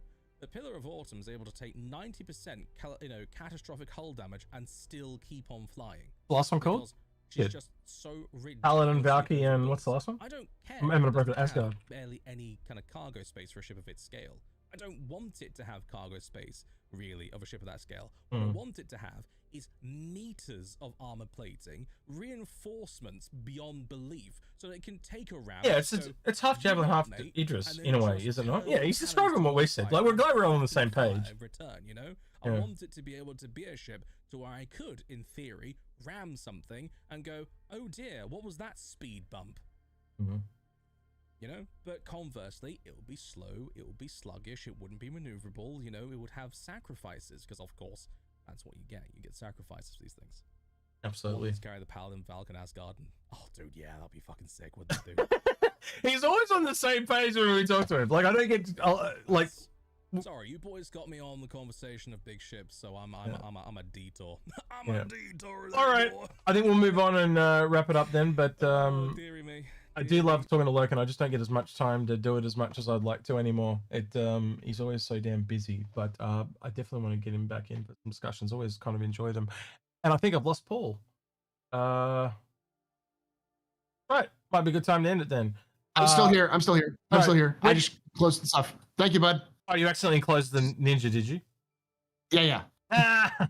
Where can people find you on the interwebs, Paul?